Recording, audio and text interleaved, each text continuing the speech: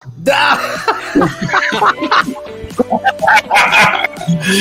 how you start a straight from.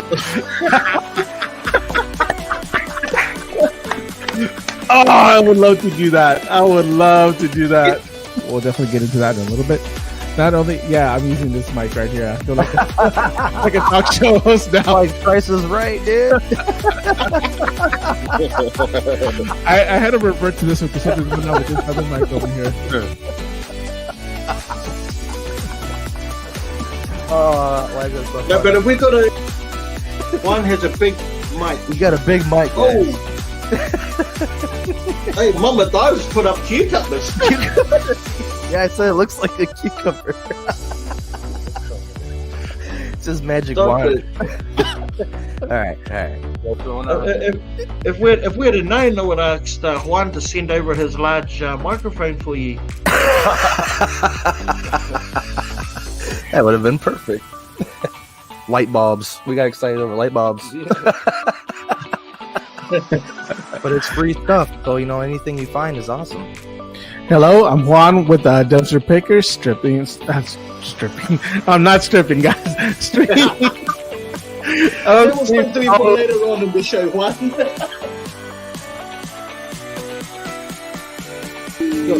The action again. Oh, he's at the bookstore again. Oh, the movie. What movie?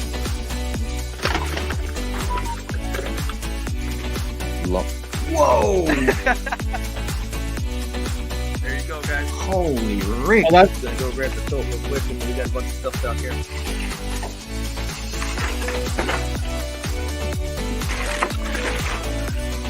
Wild. Ooh, look at all this stuff. What you got, Ray?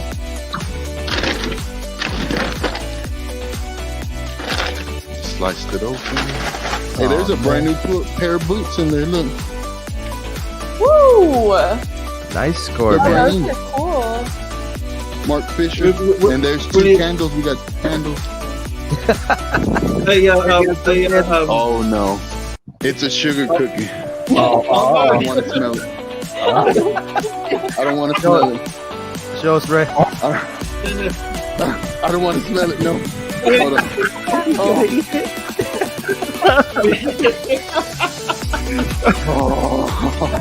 Hey, that sugar cookie right there, that smells.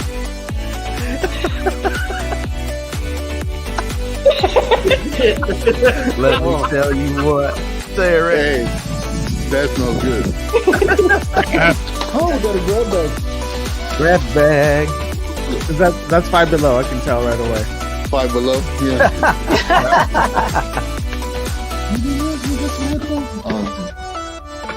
Bro, I am dying to see what they're Coca-Cola is. What the heck is that? Is it a money box or something? Wow.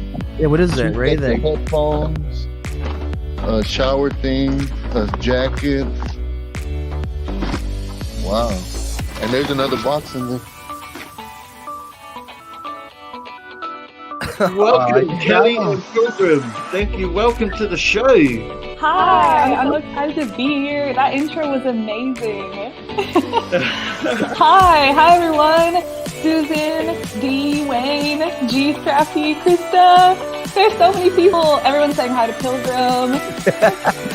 We have got Mom the eBayer here with us. You guys welcome. Before we even do that, Hey guys. we have got Mom the eBayer. How are you? Thank you guys so much for inviting me on. That's definitely awesome. This is an awesome platform. Thank you so much for even telling me about it. And I'll have somebody say, hey, Angel, see if you can find me like for instance, I had one of my friends say, see if you can find me a card table. Sure enough, I found a card table and I was able to get it. Yep. So I love when I'm able to find what my friends or family are asking for. It's a good thing. Welcome, Cynthia. How are you? I am doing good.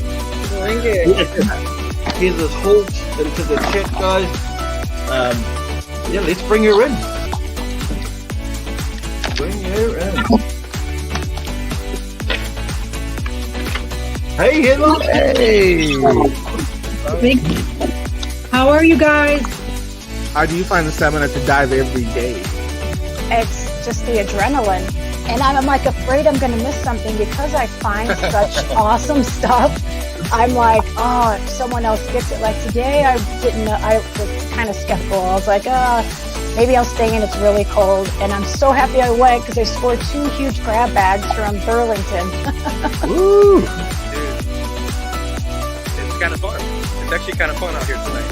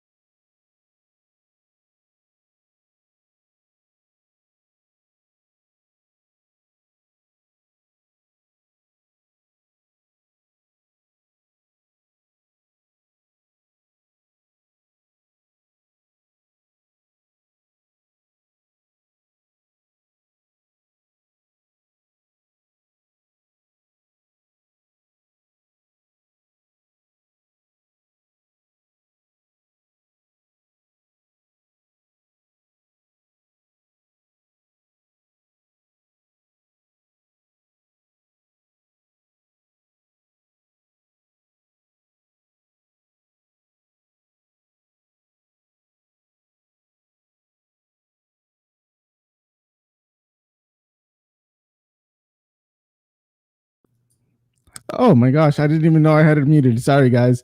Baby Yoda says hi to everybody. He was actually saying hi to everybody. Oh my gosh. Anyways, how's everybody doing? Hope everybody's staying safe today. Welcome everybody. Welcome Phyllis, Tommy, Pereri, Diane, Pauline. Let's see who else is here. Paranormal. Anne Blue Ann, Cindy. I think I've said that. Everybody that's here, welcome. Big B's running a little late, but he will be here in a little while. So welcome everybody. Give me a second to catch my breath and settle in here. Yeah. Baby Yoda wanted to be on the live here today, so I was like, go ahead.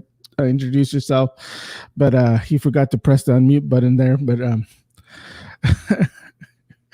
But yeah. So can everybody hear me now? And welcome. Grab it. I'm not too sure. He might join us later on, but I'm not too sure. Yeah. Seems like we're getting kind of back to normal here. I have a video coming up soon of us dumpster diving. Everything seems to be going back a little bit back to normal now. I still can't find eggs or milk. That's the only thing that's kind of not to normal right now. So I'm not able to find those 2 things, but I know they're trying to stock them up. So everything's been kind of good. Yeah, Baby Yoda just says, to the Live Dive Lounge, welcome you are. That's pretty much all he said. He was happy to see you guys, and so maybe he'll join us again some other time. But yeah, so I'm just here just waiting on Big B. I think he might have a guest coming up. I'm not too sure on that. He was a little bit busy, so so yeah, so I do have that. It's all the melting. Yeah, I know. It's been kind of crazy this past couple of days and trying to get back to some normalcy. And but yeah. Cindy Warner says that her daughter can't find milk or bread either. Bread, there's plenty of it. And there's plenty of bread. The only thing we can't find is milk and eggs. That seems to be kind of scarce. Luckily we have enough eggs, but we don't have milk. So is Ray diving tonight? I'm not too sure. Ray tends to pop in from time and space. So I know that if you guys haven't seen his TikTok recently, he was in, I think he had made a trip to Mars or something like that. If I'm correct, he was over there, and now he's back. So he was showing that off tonight. So yeah. Um, like I said, Big B is running a little bit behind today. He did let me know. So yeah. So how's everybody doing? How's everybody been? Hope you guys are doing good. I have a video coming up that's really kind of good.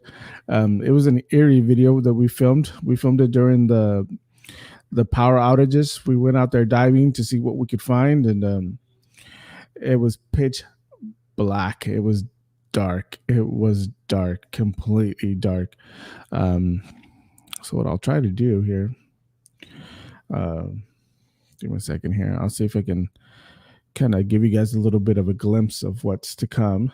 Let me see if I can do this. You know what? I'll bring it up over here. I'm going to add. Let's see. Media source. Here we go. Video. Okay. And I'll show you guys some of the video that I got here. Give me just a moment while we're waiting for them. YouTube. Here we go.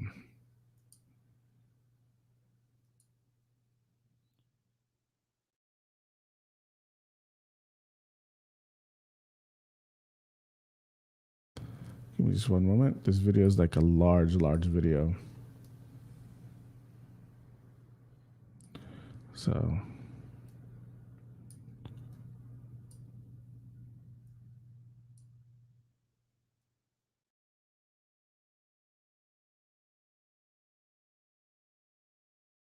give me just a moment, guys.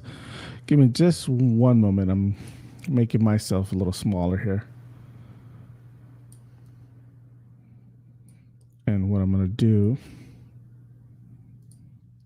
it just takes a little bit of time for me to get this thing up and going.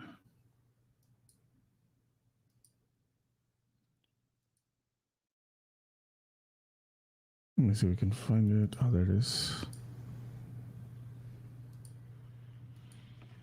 There we go. And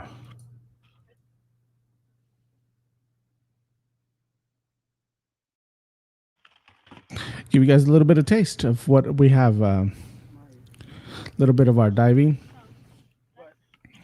You know what? Let's go and start from the beginning. How's that? We'll start from the beginning for you guys.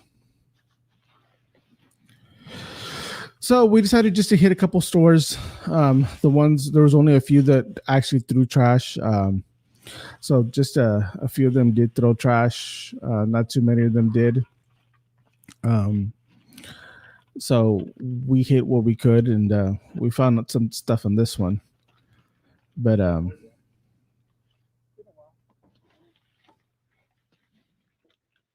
let's turn it up a little. Use the muscles.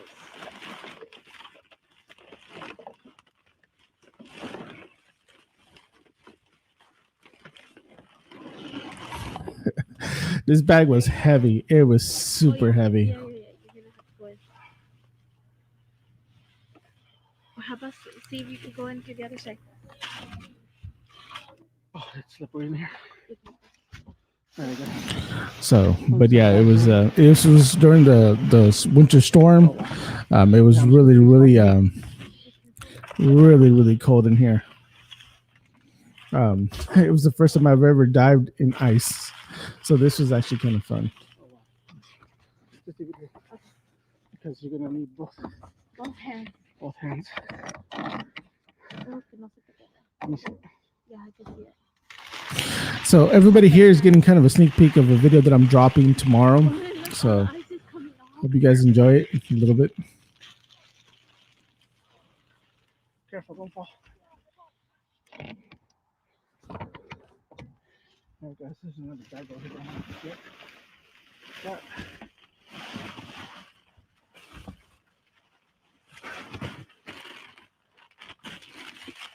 do I ever dive during the day? I do not. Well, no, I'm not going to say that because I did dive during the day.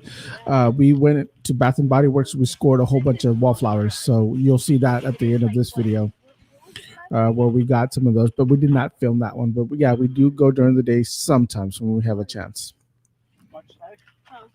What? 30? No, 30. 30. Yeah. Hi, Dreams. How you doing? Carla, We're not hello. used to this, especially here in South Texas.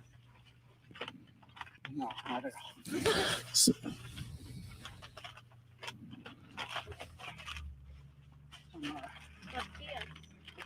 Some life savers. These are probably still good because it's cold. Because it's frozen. Oh, these are all frozen. All the candy's frozen.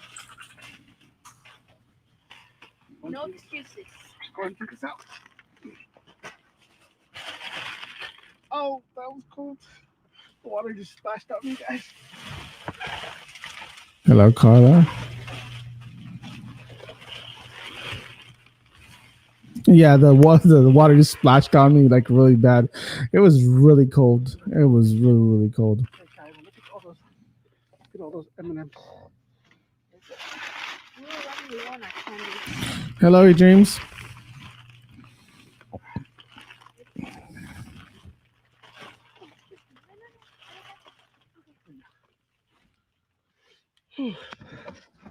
That's pretty cool. Let's see what else we have here. Yeah, there's a lot, and there's still more to come.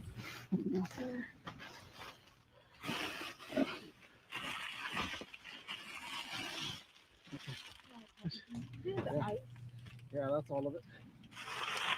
The pistachios that are over there? No, they're open. I'll see? Yeah. Okay. All right, hold on. Let's go. Okay. All right, guys. Look at all the stuff we found here. A lot of ho-hos and ding-dongs. I always wanted to try doing this with you guys on my channel, just to kind of do a live reaction to my own video. I always wanted to know how it would work out. So, like, you know what? Why not try it right now with you guys? Hope you guys are enjoying this.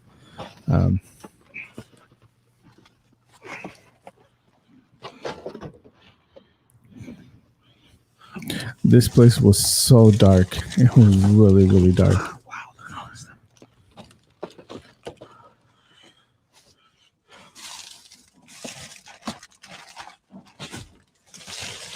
Hello, Heather. How are you doing? I'm reacting to my own video right now, so careful with that.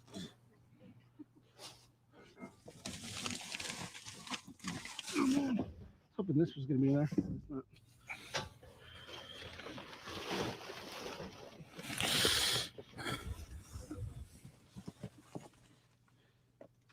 Oh, there's some coloring books in there too. Every time we see these boxes, we already know what they are. Usually, when those boxes come in, we know that those are magazines or coloring books or word search books. I dropped most of it, guys. Get that one.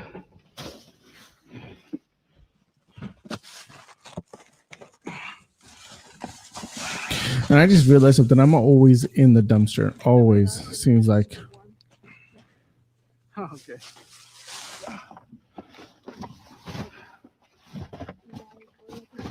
Yes, we are a Dollar General. Power's out to a lot of the areas around here. When was the last time we dumpster dived? Oh, it was years ago. It was at just a store. I think it was Five Below, and I fell in. So it's been a while. But the first time videotaping was also at Five Below. Oh, that was our very first YouTube video that we created. There's some wieners, little smokies. Not really. It's not really the. I know Big B's supposed to be joining me here a little bit. He's a little bit busy right now. It would be the day that we actually would take him, but.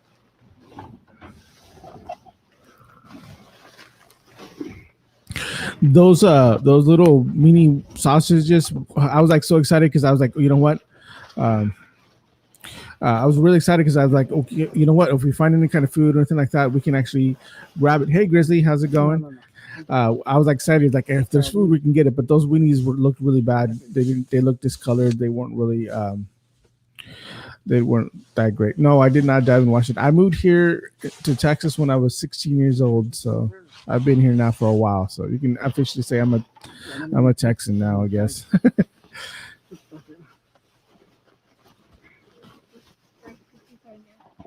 Yeah.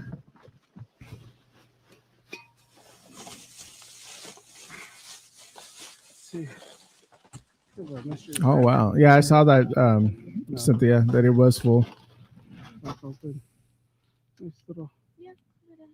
The reason these probably weren't that full was because most of them they weren't working and the lights were off, so they probably didn't go to work. They probably did dump them, but when they dumped them, it was on a Thursday.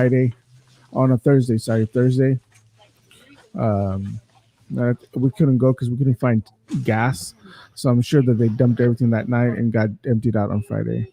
Hello, anybody there? This color winnies are never good. Any kind.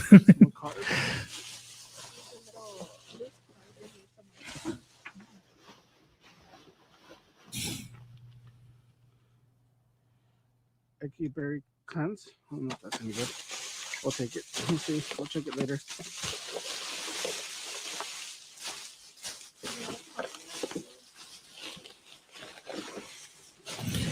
I wish we had an Aldi's, but oh my gosh, we don't have an Aldi's. I get jealous. Everybody has an Aldi's. Hurry up here.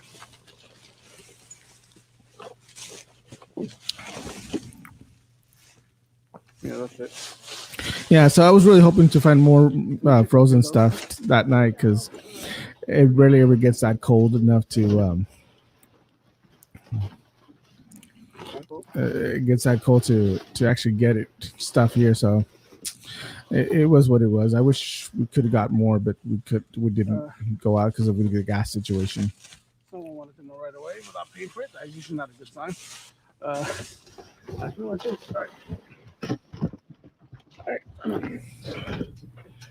All right, guys. Look how dark it is here, guys. Look how dark it is. Yeah, it was dark. It was really pitch dark that night. It was a little scary. Hope everybody's staying safe and welcome to another reveal. As y'all can see, look at all this stuff that we got. All right, that's pretty much it. And let me go ahead and fix my screen over here. All righty. That was pretty much it. The rest is a reveal, and I'll let you guys wait till you guys watch the real thing so you guys can see the actual, all the stuff that we actually got.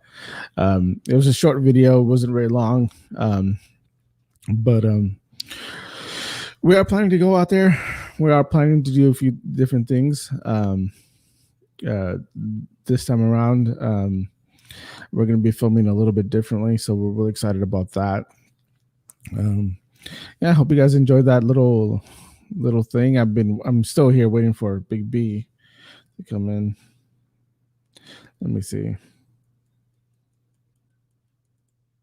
Let me go ahead and just text them and see where they're at. But yeah, check out South Texas Paranormal on Facebook. I think I might have them as friends. I think I do.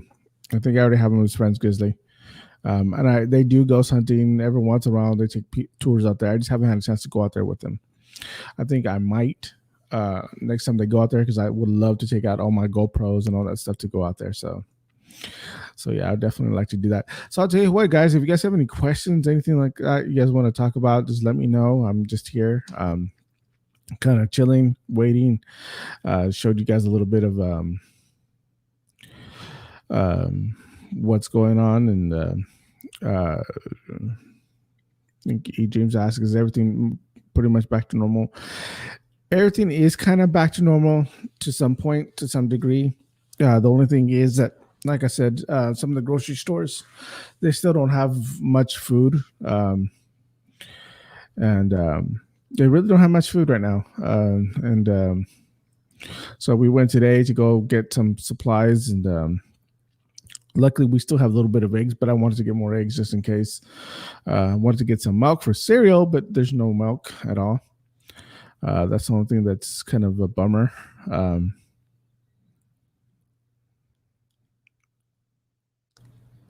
Yeah, somebody was going to be here.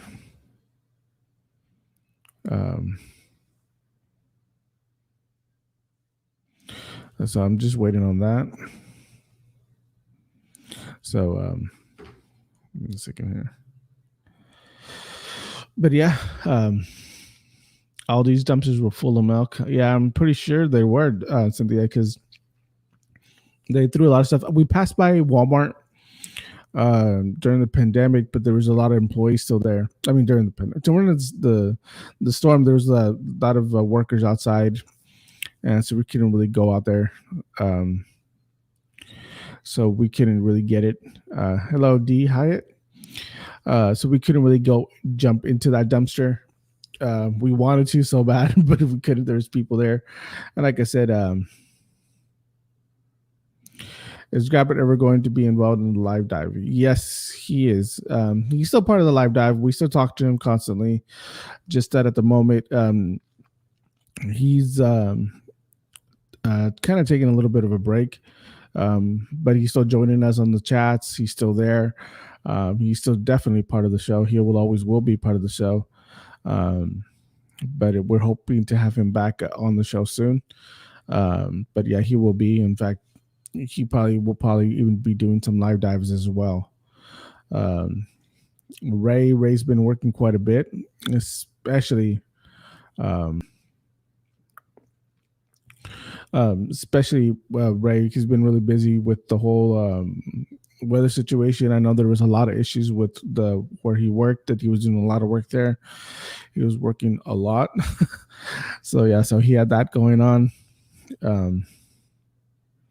Cynthia, I saw that video too. It's tough. It's tough to deal with negative comments. It's we haven't had too many.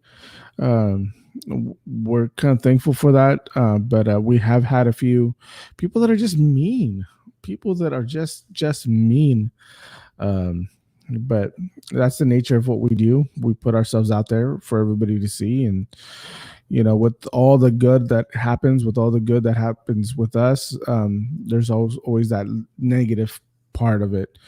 And I think as you grow bigger as a channel, the worse it gets. But nonetheless, we've been kind of blessed that it's been pretty good for us. Even on TikTok, we're surprised, because I know Grab It would always tells me all the time that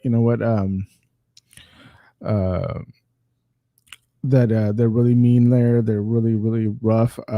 For us, it hasn't been that bad. But then again, we haven't posted too many videos. So, but yeah, we need to get back more to TikTok and see how that goes. But definitely. So I'll tell you what, guys. What's going on? Let me see. So how's everybody else doing? Cynthia, are you guys getting back to normal out there? Is everything kind of normalizing? Were you guys out there in Houston?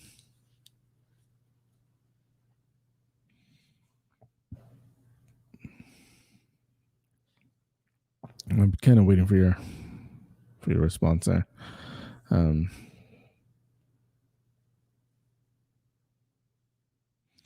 But yeah, hopefully everything's going great for you guys.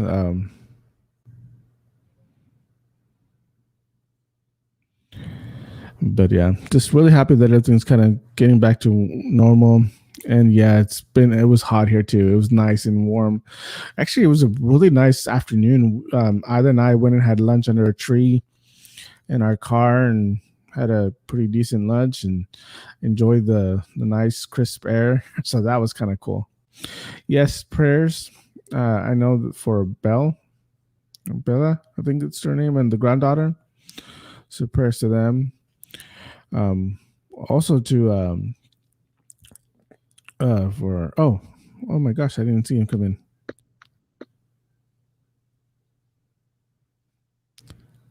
Hey Ray.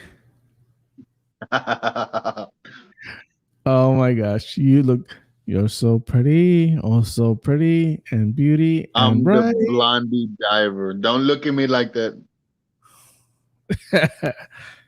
Hey Ray. What's that on your head? I knew it. As soon as I put my hair on, you're gonna be flirting with me. I knew it. You look prettier now.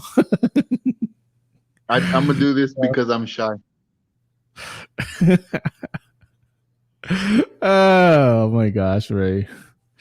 How's it going, Ray? It's natural look.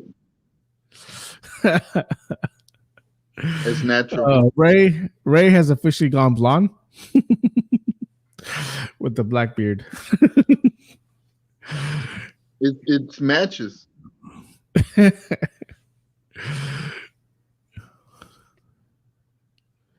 So that's pretty cool.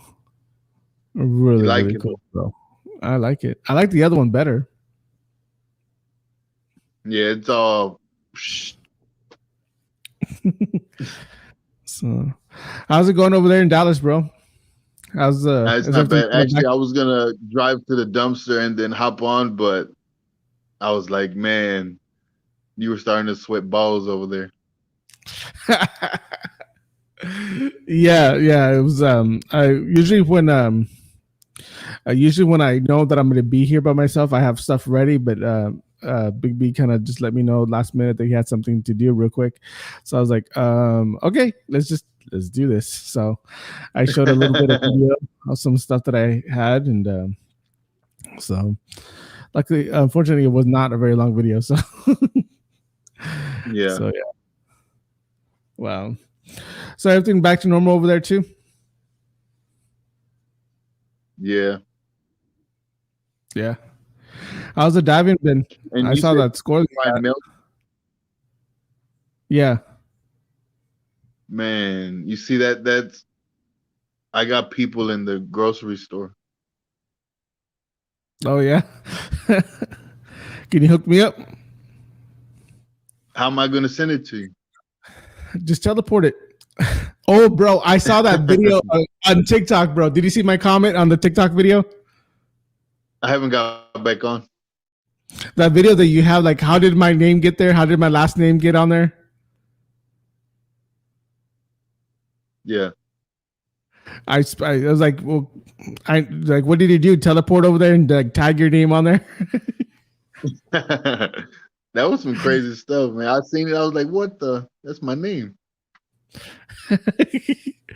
So yeah, no, I saw it. I was like, dude, I know what happened. I know he's just trying to string us along and pretend like he didn't go over there and teleport and get and write his name and everything. He went and tagged it and everything. Hold on, don't look. I'm gonna take my hair off. Don't look. Okay.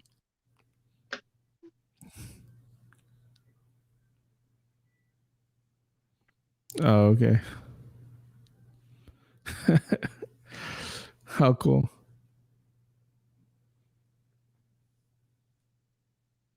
Really pretty. So anyways, have you found anything good? Oh, that what is it called? Dude, I'm still really I was really excited. I wish I had found like those Elf on the Shelves. Oh yeah.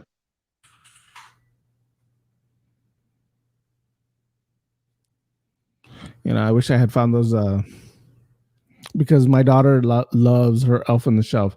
Like she has the Elf on the Shelf, the dog, the Elf on the Shelf, the dog, and everything. So. Mm-hmm.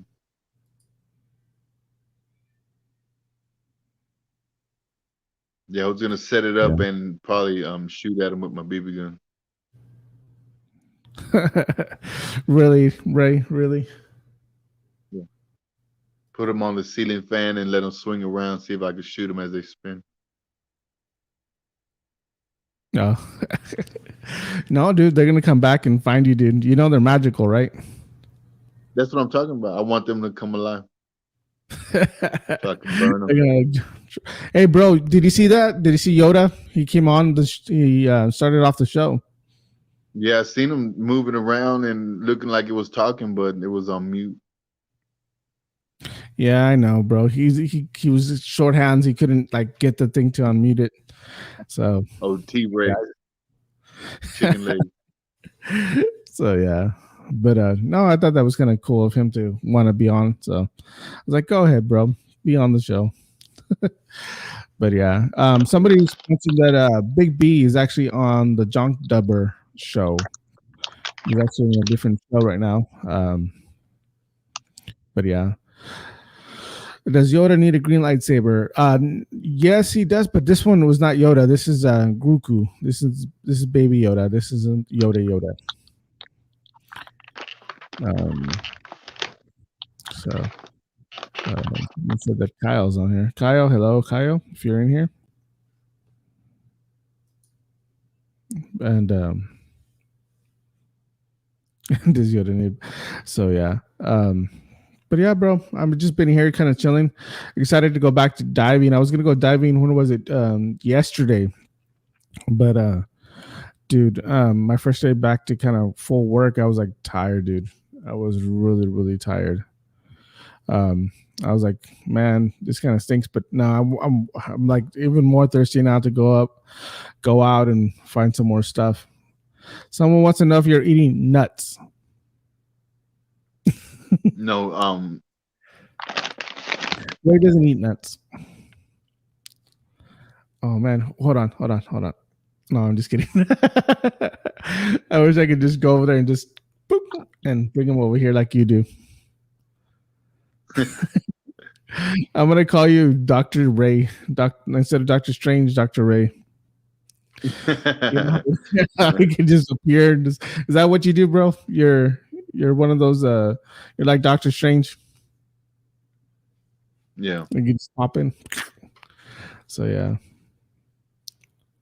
It's better when it's more than 2 people. 2 people is good. 4 is even better.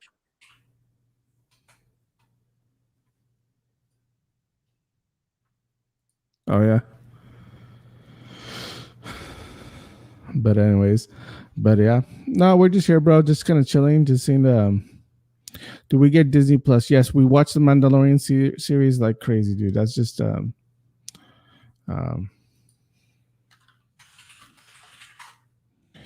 yeah. I'm just saying yeah, but a lot. So anybody have any questions for Ray? Now's the time. If you guys want to ask Ray anything and want to know anything about Ray, ask Ray a question. So he's here. I can't read. Huh? You can't read. I'll interpret for you. I can't listen.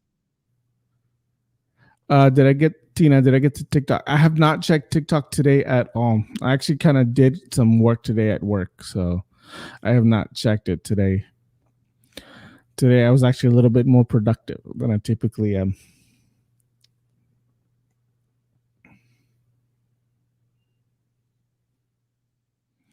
But yeah, no.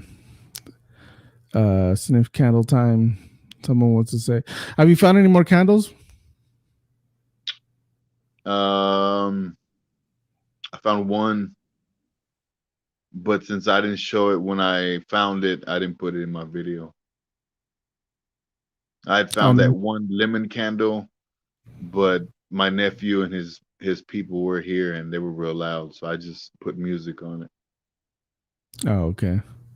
Yeah, I wanted to smell it because man, that thing smelled good.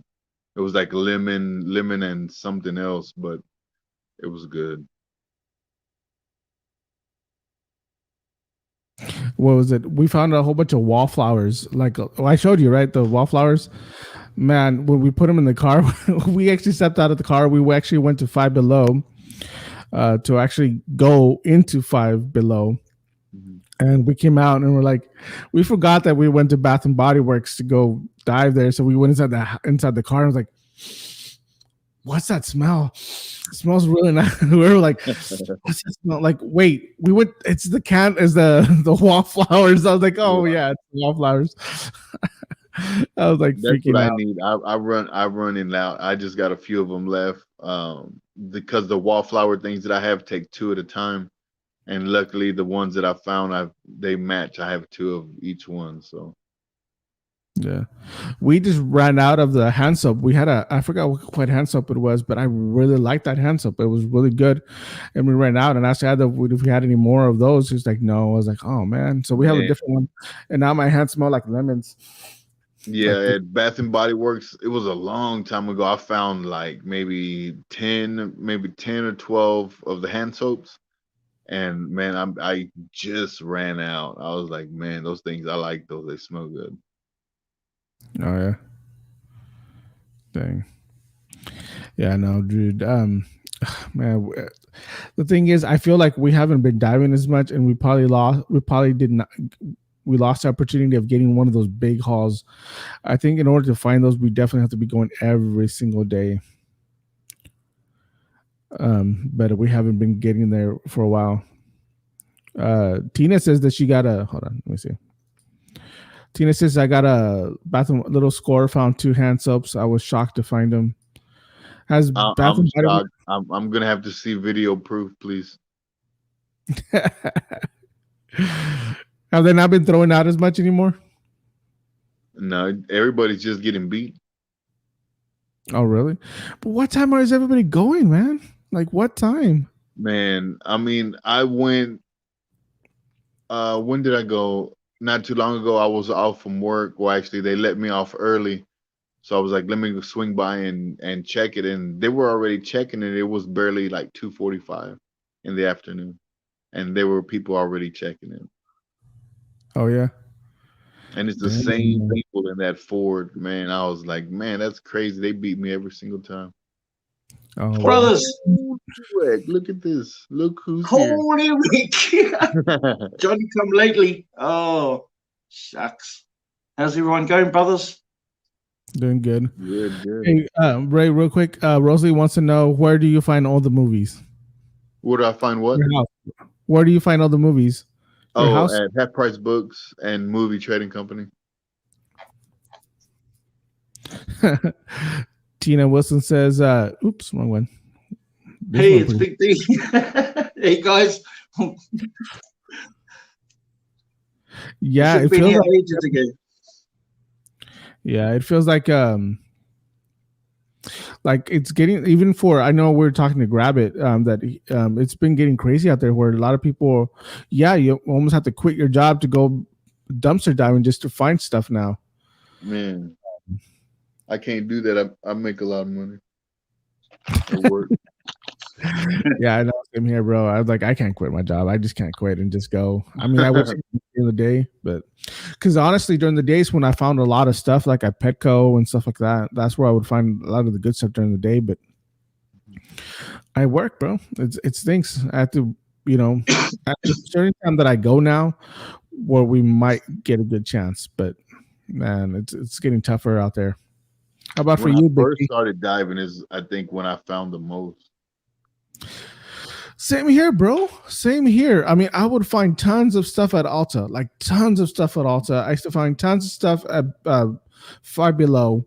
I mean, Big Lots. That's when we were finding vacuums. We're finding bookcases. We're finding tons of stuff. And now it's like they trash everything. They rip everything. Yeah. They soup everything. It wasn't as bad as it is now, man. It's really bad. TJ Maxx, it depends on who's working, what manager. If it's the Hispanic guy, he's gonna rip everything. But if it's the other lady, she just puts it all in the dumpster. Well, that's how it was. Mostly it's been the guy, so the guy, he destroys everything, cuts everything. That's how it was at one of the Petcos. Like I knew, like on a Sunday, he wouldn't rip anything, so we'd find stuff on Sunday. But I think they fired him because we haven't found anything anymore, dude. So it's been kind of. What I noticed about dumpster diving, like especially because I can't speak for what I over in like where you guys are, but over here I noticed that that it comes in waves. Mm-hmm. It comes in waves, like for example, like out of the Aldi's dumpsters, like I really appreciate it when I open up the lid and there's nothing in, and there's not much in there or nothing. I appreciate that. It means that they're not wasting stuff directly from the store. So I'm all for that. I mean, if we kind of remember, some of the reasons why we go about dumpster diving as part of our lifestyle is to as an environmental angle, to save stuff like what we can, which is crazy when we look at a dumpster that's full of cardboard and full of plastic and stuff. Terrible. but it comes in waves. Like I will get like days or weeks on end. I'm getting a particular type of vegetable, or depending on the season, I'll get a particular kind of fruit that I'll get a lot of. Well, and even in the retail side of things, you know, I seem to find like a lot of jars, like, but it comes in waves. It's I can never like guarantee that, like, because it's this month and there's holidays in it, that there's going to be stuff in there. You know, it's just it's hit and miss, man. But Yeah. I hope for the hits. Hope for the hits. Yeah, man. Do you find it like do you find that like it comes in waves? Like you might not get as big a hauls as you did the month before, but the next month, oh, there they are again. You know, or is it because there's an increase in the dumpster diving? Other dumpster divers being thrown in the mix, that it's increasingly getting less and less and less the more you go in. Yeah. Well, it's getting less and less. Well, yes and no for me, because there's times where the divers say, I guess they stop, they lose interest, and they don't go no more. So it's fine. And then we'll find quite a bit. We'll find a few stuff. But we noticed now that there's just more people hitting it up now, especially during the day. You know, somebody asked, like, honestly, in all honesty, do we go to dive just to save stuff from the dumpster, or do we go to find stuff? If we're being honest, if everybody here is honest, we go because we want to go find stuff, you know. And if we do save stuff, that's awesome. That's a benefit of what we do, you know. But it's true. You know, Man, like last night at Dollar General, you know, during the whole ice storm, they never threw none of their frozen stuff out, but they did yesterday, and they had to have thrown it earlier in the day because everything was ruined. I mean, it was so hot. It had gotten so hot already yesterday that nothing was good when I got there. And it was not the regular dumpster. They have a half dumpster, and it was to the top with just boxes and boxes of pizzas and you know, all different kinds of lunch meat and everything. I was like, man, that's crazy. It was a waste. I just realized you got your half wig on there, man. I know. Don said it's beautiful. I was like, thank you. You're making me blush. Just had to like lean in a bit closer and going, bro, there's something like I was gonna warn you, like this, bro, keep still. There's something hanging on. That is awesome, bro. Oh, how is this? How is this, brother, man? Too much. You like that look? I do, bro. I do. I like the angle, the position, the blue color. Oh, yep. And that's not the only thing I can swing. Oh God! oh! The other thing you can swing, you can swing votes, right? You can swing votes. Yeah.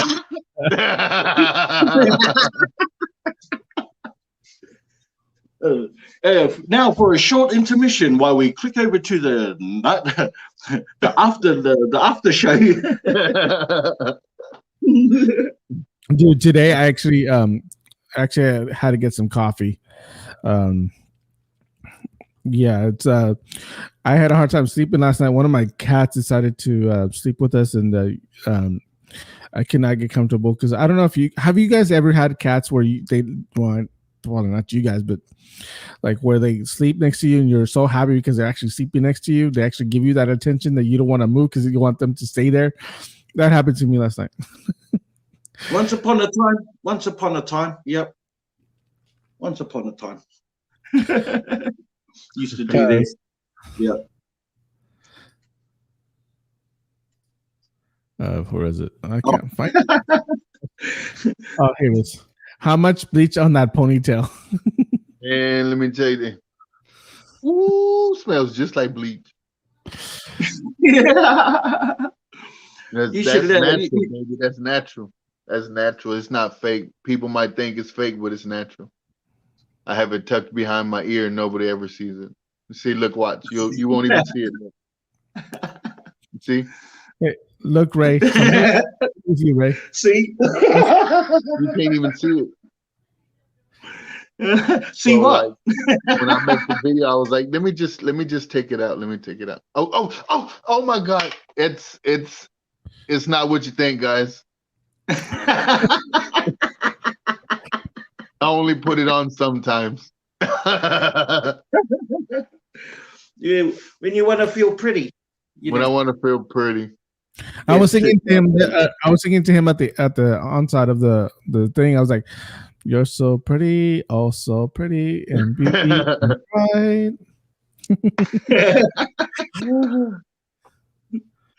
Dee knows. Dee used to do my hair when she came before the show. She always did my hair. You cracked up my brain straight up. Like I don't have much hair like I used to, but I used to have long hair like down to here, and nobody believes me. Hey, I used to be a skateboarder. I used to have a mullet, man. No way, a mullet, dude. Those pictures I need to see. Those pictures would be. I think priceless. my mom still has them. Bro, mullets are standard haircuts around here in Australia and New Zealand. Mullets are like a thing that's been handed down from generation to generation. You see family photos where you've got grandfathers, fathers, and sons, all with mullets, my bro. Man, let me tell you, it was nice. It was nice because it was like, I had a lot of hair, so it was fluffy, and then I had the big tail in the back because it felt good when you go fast on a skateboard. Oh, hard. The party was going on in the back there, eh, my bro? Yeah, it was going on. Yeah. Right, you can shake that stuff and still be able to have a, keep the front tidy. Keep the front tidy and let it swing in the back for sure. I remember, yeah. It has its place in the fashion world, the mullet, and I don't want to hear anyone in the chat say any different. Please, we'll have issues. I'm only joking.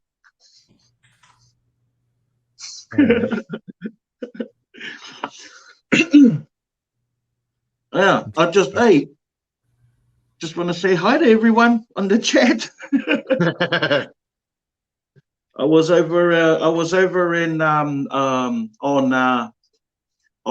Junk Dobber's live. He invited me on to his show, and the last minute not the last minute, but he usually does it at 5 p.m. his time, but he changed it to this time, just before the live dive lounge, and I had already committed to him. So, and plus, he was one of the first channels I ever watched. He's like a elderly fella. I love him to bits, man. I didn't want to let him down. So yeah, I went and joined him on his live for a little bit. That's why I was so late, guys. That's why I was so late. Hey, Rosalie. Just so you get, I never had the mullet, but if any of you guys ever seen that 70s show, I don't know if anybody's seen that 70s show. I used to have my hair used to look like Fez's hair. That's not my Man, I missed it. I was trying to catch the snake eating and I missed it. Oh man. Not just you, but we all missed it. Yeah. Well, there's one more, so I'm waiting for the snake to digest that one so she could eat that other one.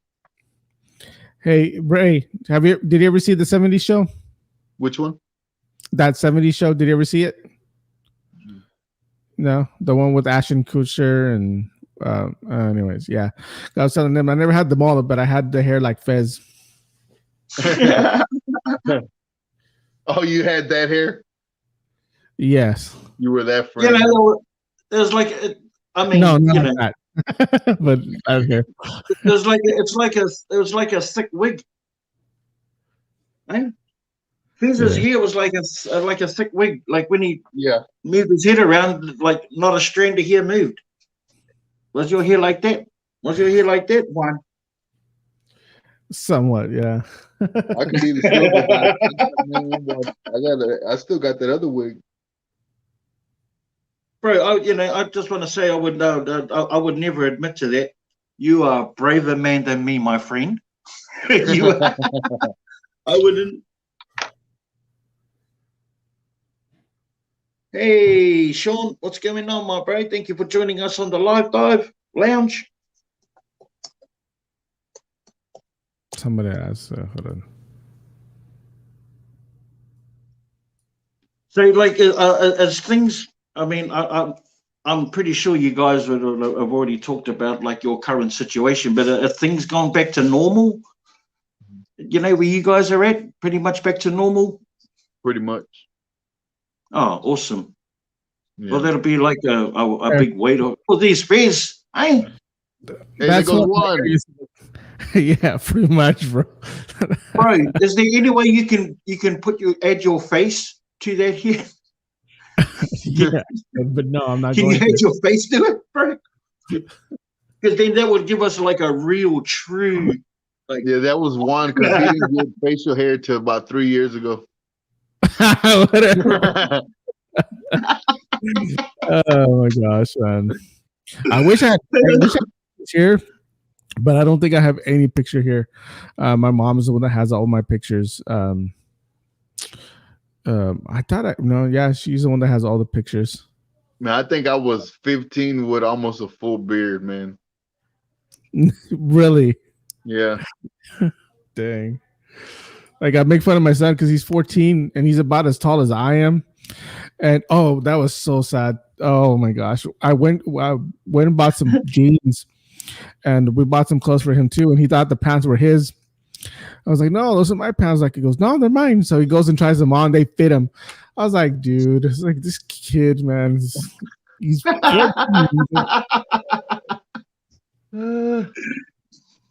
Hey, well, you know what? Then there's no excuses now, eh? No excuses for him now. Go and get that chopping out of the trunk of the car. You know. Yeah, heck yeah. Go and grab those boxes. Smash. Exactly. Hey, Exactly. check it. I'm gonna link back up. I'm gonna head to my first dumpster. See you there. Alrighty. Me and my bro. All right. Oh, cool. Oh, you know what? And just like that, there was two. Yeah. Two. But yeah, no. I actually did look like Fez a lot. I was like, when I saw that, I was like, oh my gosh, man. I was like, and the way I dressed too, man, was kind of crazy, man. I let my parents pick out my clothes, and I looked like a potato with a head because I would wear like a brown shirt with the brown pants, and I was like, oh my gosh. Oh, stop it, bro. Stop downplaying it, man. That was the fashion back then. Beige was in. You didn't even realize you were a trendsetter, my bro. And you know what? And your parents were right at the cusp of that trend. You were the man. Yeah, probably, man. I don't remember a lot of the stuff, man. But yeah, I was like, brown Kudori pants one. Yeah. I'm on brown. Beige. No, they weren't beige, bro. They were brown. It was potato brown, okay? And to make matters worse, I was born in the potato state, so Oh well, it was definitely a trend. It was probably the most popular color in that state. Oh yeah. At a guess, only at a guess. Probably. Oh boy. Who is it? Tina says she's seen your lovely locks in your TikTok video, Big B. Which oh yeah. It's the only one I've got all my hair out. Yeah. You know? Did he do the slow motion? No, I don't know how to do that. I wish I did. I'll tell you what. When you come over here, I'll film you in slow motion, Big B. Bum, bum, bum, bum. This is what it looks like. Needs a bit of a wash. Needs a little bit of a wash, guys. But yeah, I've been growing it for 7 years. 7 years now. When I was younger, I used to grow it because I like heavy rock music and long hair and heavy rock music go together. It's like cheese and crackers. It's like, well, you know where I'm going with this. Baywatch style. D, stop it. No, Baywatch. Oh, the slow motion. Oh, yeah. I see what you mean. Yeah. But I just got lazy. It's just like my facial hair. I just grew it because I just got lazy of like always trying to maintain it with haircuts and yeah. I just stopped cutting my hair and just started growing it. But through my whole life, I've always had like long hair most of the time. Even as a child, I had long hair. I only had long hair for about a year, and but my hair would go like that, like at the edge, so it was hard to maintain. But my hair was so hard to maintain. You ended up with the what is it? The ducktails, eh? With the curve upwards at the ends, eh? Yeah. But did you know? And then and because because now I know this, that curve when it grows longer curves down, goes up, and then it curves back down like a nice wavy lock. Yeah, but after a while, I just did it for the fun of it, just to see what it would look like, and it was tough, man. Because my hair, well, when I combed it, when I got it straight, it would do that thing, but in the morning, it would do this half afro type of looking thing that didn't look like. Now, if it was afro, that'd be great, but it wasn't. It was just weird. So I just like, it was too much work. Hi, Rachel. A lot of people loved my hair because it was really well conditioned, really well taken care of, but it was way too much work. I applaud you people with long hair, because it's a lot of work. It is. I totally support what you just said. It's a lot of work to like keep this maintained. When I remember to do it, if I'm going to be honest, I don't like wash it every day. It's every other day. Yeah, that's a lot of water, man. That's a lot of water. But I heard that that's also good though, because when you wash every day, you get rid of a lot of oils in your hair that keep it, nice. And I just recently done that. So yeah. So have you been, Big B? Have you been out there diving? How's the diving going? Oh my God, it's a complete tragedy. The diving here at the moment. I've pretty much been going out every night since I dropped my last video. I did go to some new grounds that are some new dumpsters with my brother that has heaps of potential. But been finding nothing, bro. Even Aldi's has been good with their waste. They've had very little to zero waste, just regular rubbish. Even the Kmart stores and the Targets that I go to have had stuff in it, but they've all been damaged, and or they've damaged it.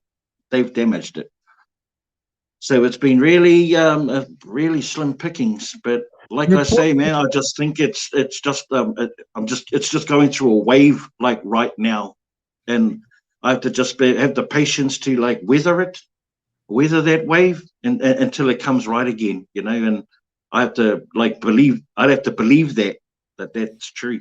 Hey, we got Repurposeful in the house. What's up, Spencer? Shucks. What's up, Spencer? How have you been? Something up, bro. But you were saying earlier that it comes in waves, and I get that it does come in waves. There's waves that come even more than usual, especially during holidays, during certain events. But recently it's I don't know, it's been kind of weird. I just find it a little bit weird. It's just been weird out there. But not all of it has to do with other people diving. I mean, it's just been kind of weird. Like we haven't found dog food in a while.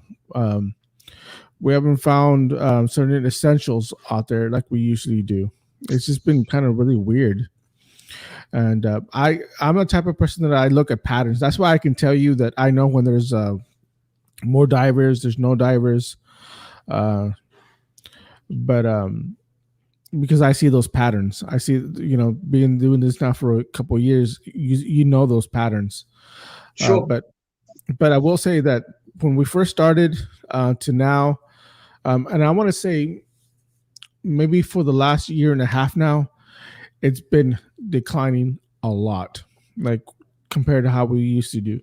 I mean, we have tubs and tubs of makeup that we used to get all the time, like tons of makeup at Alta, Sure. tons of makeup at Claire's, tons of goodies at Five Below and all these stores, and nothing now. It's nowhere near as much, which is, I guess, is a good thing if that means they're not throwing out as much, which is, I guess, is in the end it's really good. But yeah, you're right about the thing. But for me, I mean, I'm a numbers crusher type of guy that I like to look at patterns to see how things are going, and I see other people's stuff, but yeah. There's no doubt that the competition is on the rise and will continue to be. I mean, at some stage before we were doing it, we were the competition for the dumpster divers previous to us, right? Right. So and then there's a new wave. There's a new wave coming like every week, every month, or whatever. But that's the way it all. But with the exposure that dumpster diving has, like right now, more than ever before. And so it's to be expected that there's going to be some competition out there. I was just reading Spencer's comment about that the bulk trash that he goes through. It's been good for him. So I guess that's saying that it depends where you're dumpster diving, or what sort of dumpsters you're hammering. If you're going to continuously go to the Aldi stores, which is traditionally on a global scale a good dumpster to visit. I've seen changes in that, or the retail stores aren't putting out as much stuff, or there's not as many returns, or they're damaging what they are putting out. It just goes to show, like it depends where you're diving. Yeah, and that's one thing that I noticed, that my region is way different than some of the regions up north. I mean, I've noticed that some of the dumpsters up north, and I'm gonna be as careful as I can with this. The dumpsters up north seem to be, when they throw out stuff, seem to be in better condition and in better like the it's hard to explain. The dumpsters seem to be a lot more clean, I guess I want to say, compared to what we get here. A lot of the dumpsters we get are really kind of not the greatest. Like the stuff is really just it's hard to explain. Like a lot of stuff here is like really not the greatest stuff. Yeah, it's a little bit different than what other people find. Our region is just so different. Somebody would ask us like, do you ever go to apartment complexes? Down here, the Hispanic people tend to use stuff until it's completely not working at all. So we're not gonna find like the nicer stuff at what do you call it, apartment complexes. And the ones that we think we would find, they have gates. You know, they have really nice gates and stuff like that we can't really get into. We did find some at these nice apartments that are just here.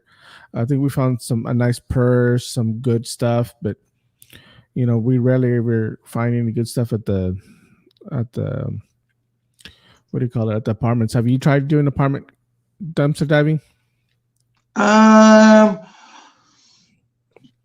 Don't have the same dumpsters at the apartment complexes here as you guys do over there. Each apartment has their own bin. Oh, okay. Yeah, But and just a small like wheel. You know my word. They like have their own wheelie bin. Like the mom eBayers, like the ones. Yeah. That's what they have for the all the homes and the apartment complexes over here. Everyone has one. So yeah, it's but I have to like they have to be more adventurous. I have to be more adventurous. You know, like some of the light industrial area, some of the industrial areas that I used to go to before I honed into just doing LDs and some of the retail stores. I used to go to dumpsters where I could get, you know, like fencing steel and stuff like that. Movie theaters. I used to get like poster holes from movie theaters, like big, like wall-sized posters, bro. Wicked, like and not made of paper. They were made of canvas. Like, but I haven't done them for a while because Aldi's and Kmart and Target and those places have become a recognizable staple. You know. You know, I can guarantee that I mean, before I could guarantee I could get something, you know. Yeah, that's how it is for one of the Dollar Generals that we go to. We always kind of depend on that one because that one's the one that kind of always delivers, you know. And but that's how, it's really been sorry, bro. Yeah. Just reading saying this right now, you were asking earlier how we're doing. That's the only problem. We're starting to find more stuff here now. There's more stuff available. There's meats, but we still can't find anything that's dairy. It's hard to find right now.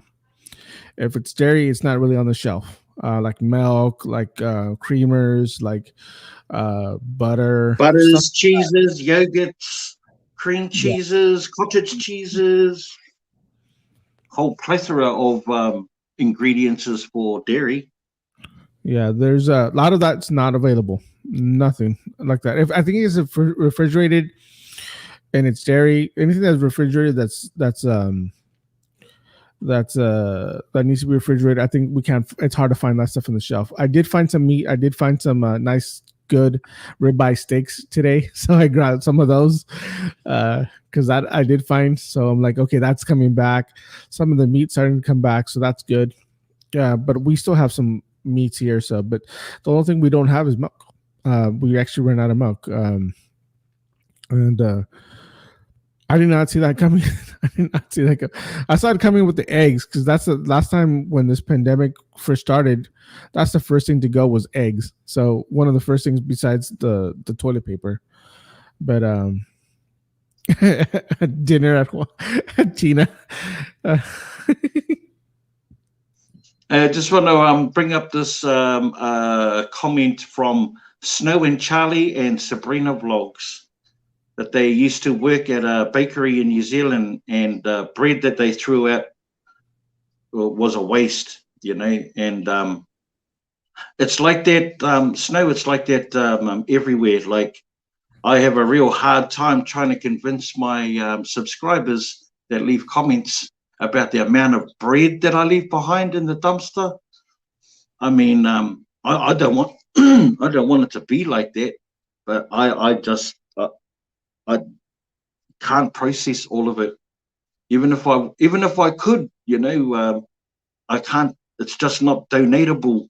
Can you believe that, bro? That sounds like, that doesn't sound right. Hey, that statement doesn't sound right. I can't donate bread. Wow. You know what my dad used to do?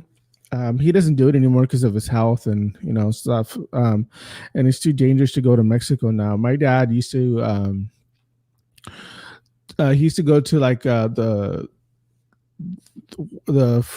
where they make the bread. Give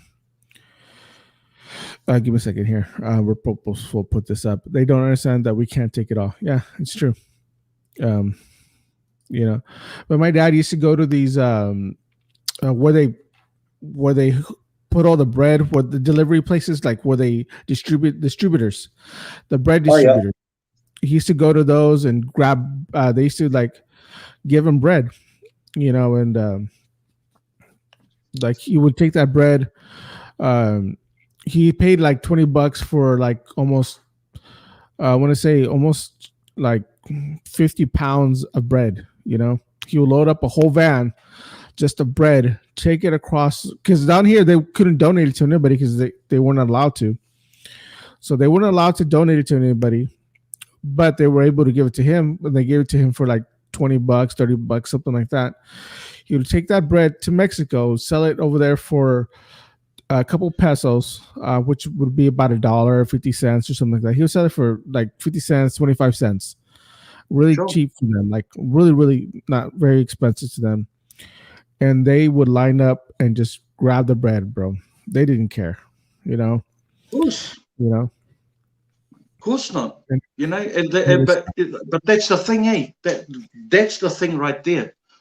It's pointless getting that amount of bread, whether it was by the way that your dad did it or whether you grabbed it out of the dumpster. If you don't have somewhere to take it, if you can't move it on,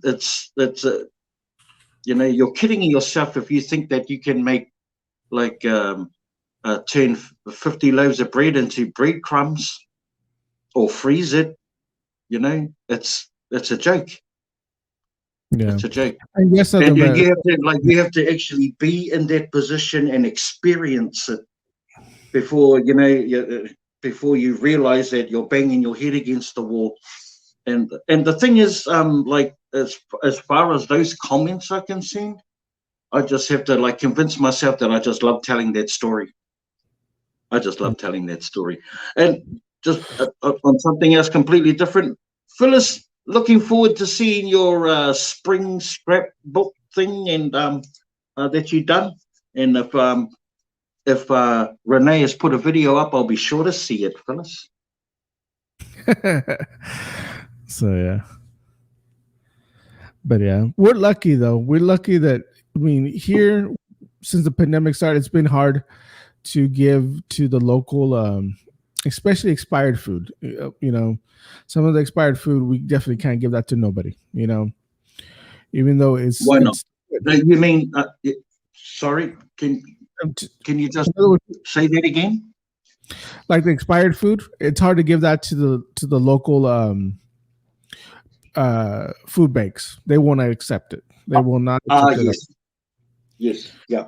But you know what though? We're so fortunate that we live so close to the border that we give it to somebody here, some churches here, some missions here. They go and take that. They know that it's expired. They know it's bad. Well, not so much that it's bad, that it's just past the expiration date. They take it to Mexico and they enjoy it over there. To what they call colonias, people that can't afford nothing. Where they eat beans and rice and stuff like that, and that's it. And they're lucky. I realize that. I've realized that people don't appreciate stuff like that if they don't come from a place of struggle, eh? You know, if you haven't been through any kind of struggle, then it would be really difficult for you to for others to accept food that in their eyes come from a disgusting place like a dumpster, you know. And as far as like I come across the same thing, you know, when you were talking about the food banks not accepting expired food, I think that's a travesty. It's an absolute travesty. Yeah, only hungry people will decide what they will eat, you know, and what they won't. A hungry person will eat expired food, man. You know, and it's a it's a um, it's a guideline for sales purposes. You know, those expiry dates mainly. You know, not always the food is bad because all of a sudden that date clicks over. You know, once it reaches that date, yeah. Yeah. You got the hungry people decide what they're willing to eat. Hey, bro. That's why I love blessing boxes. You can put whatever in there. You can put a note in there to you know, to be transparent and say I'll be aware. You know, this food is expired. But let the hungry people decide, man. That's why I stopped going to the lovely ladies. You know, all of you, any of you that seen me donate to the lovely ladies at the Salvation Army. I stopped going there for that reason. They were really picky and choosy about what food they would accept, and that's unfair for a family that don't have anything. That they don't have the right to dictate, you know, what they get to eat. That's crazy. That's a crazy notion for me. You know, I don't know about you guys, but yeah, I can't support that. But you know what though? That goes also hand in hand with how much wasteful we are because of where our countries are at. You know, we have so much excess here that it all goes to waste. Right. You know, instead of consumer, we're consumers. We consume, and what do we contribute? You know, if you're not if you're not contributing, you're consuming, and then that's what we are. We're consumers, and what's that other one? Like, it's convenience. Like, who would have thought it was more convenient to put like food in boxes and you know, like boxes and boxes, and the variety of it. Like, man, it's consumption, bro. Yeah, humans, we just consume and just, it's crazy. Where do we start? Starts at home.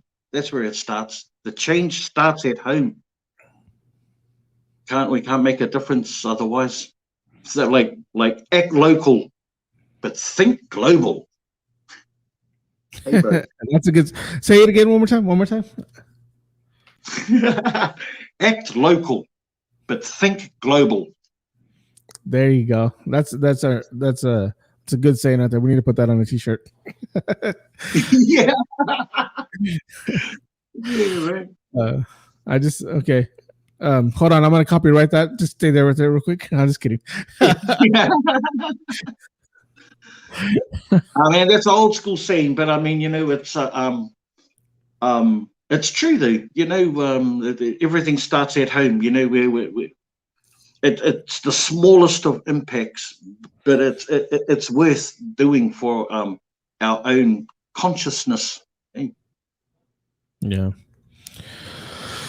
No, it's but Cynthia was saying there's been so much waste, you know, but on top of all of that, one thing that I wanted to say real quick with this whole thing that happened with the pandemic and now with this freeze that's going on, I've come to appreciate our supply chain. our food supply chain is so delicate, and never did I realize how delicate it really is. It's really delicate, and it's and how easy it is for us to not be able to have certain foods. What are you gonna do? Or gas. And maybe this whole thing with the whole winter storm really made me just. I think that's one of the reasons why mentally I've just been kind of bogged down, because it made me really take stock of what will happen. And now it seems more likely now than ever that something globally can happen to everything. Not everything is secure. I mean, look, there's no milk, there's no nothing. Okay, so there's none of that. So how are we gonna do? How will we what would happen if we had no more gasoline? What are we gonna do? How can we survive? And it makes me realize that what, we need to find a way to be able to survive without all these enmities that we have, all these things, man. It was an eye opener. It really was. Not to have water, not to have certain foods, and but yeah, it's really kind of crazy. It really is. You know what, bro? We've forgotten how or what life was like before any of that stuff was, bro. We've complicated our lives with cars and material things and conveniences to make life easier for us. But life was equally as easy back then. I mean, you had to work for it. Like, you had to fetch your water from the local stream, and that was your water. There was no electricity. If you wanted lights, you had to like make your candles, and you had to make everything. You had to make everything. If you didn't, you wouldn't survive. What will it take for the our human race to go back to those fundamental basics? Hey, it doesn't take much, bro. It's not. It wouldn't take much to disrupt this chain. This little bit of cold. Look what had happened. It pretty much shut down Texas. And it shut down a lot of the supply chains. And sure, because hey, what was that, bro? Sorry. I was just going to thank all the truck drivers. I know that we have a few here that used to drive trailers and trucks and used to deliver some of those goods. So I want to thank you guys for all you guys do. We don't realize how important our truck drivers are, man. We have no idea, how much important these truck drivers are. Hard out. They literally link the country, from one resource over there to drop it off at their destination over there. I mean, trucks build the country. Literally build the country. And people using dishwasher to flush toilets. Man, we were going like 15 minutes waiting for a bucket to get filled just so we can flush the toilets here. But I didn't think about going to the canal to do so. I think that would have been a good idea. I didn't think about that, but that's a good idea. But yeah, I remember I used to go on missions trips quite often. And I went to a place in Mexico that it was an island. It was a small island, no running water, no electricity, no nothing. I went with them.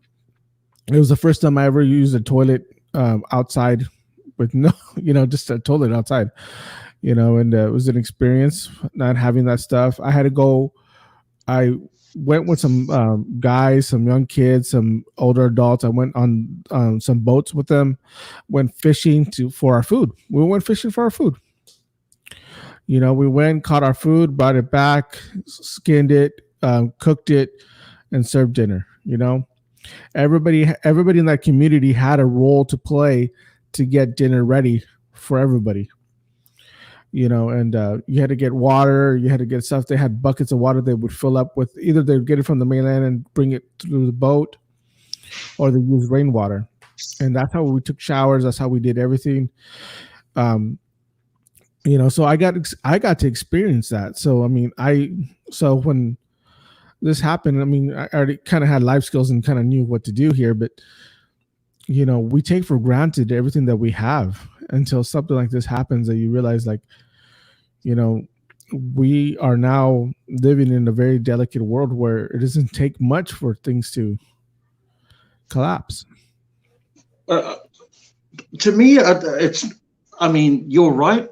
I mean, we only take it for granted when it's like, okay, like in particular of this event,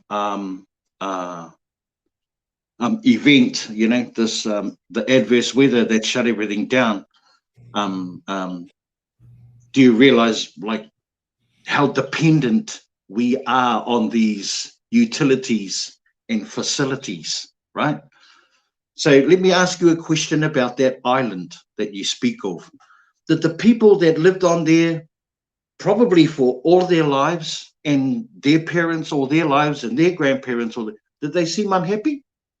No, they seemed happy. They seemed really happy. They seemed really happy. I mean, I'd say, like, to me, that's like, it's not that we take for granted the stuff that we do have, is that we don't realize how much we depend on it, and base that on our survival. How many kids out there know where milk actually comes from, or their meat comes from, or how cheese is made, or all the stuff that we had to do on our own once upon a time. You know what I mean? Like, once upon a time, we all had to make all that stuff. We had to build our own homes. We had to fix our own tools. We had to make our own tools. We're losing so much. We are so losing track of that side of our primitive, of our primitive selves. That if things were to shut down, people would be racing around like, well, literally racing around like headless chooks, bro. We're gonna get a water. Wow. Well, let me tell you something, and let me ask you a question at the same time.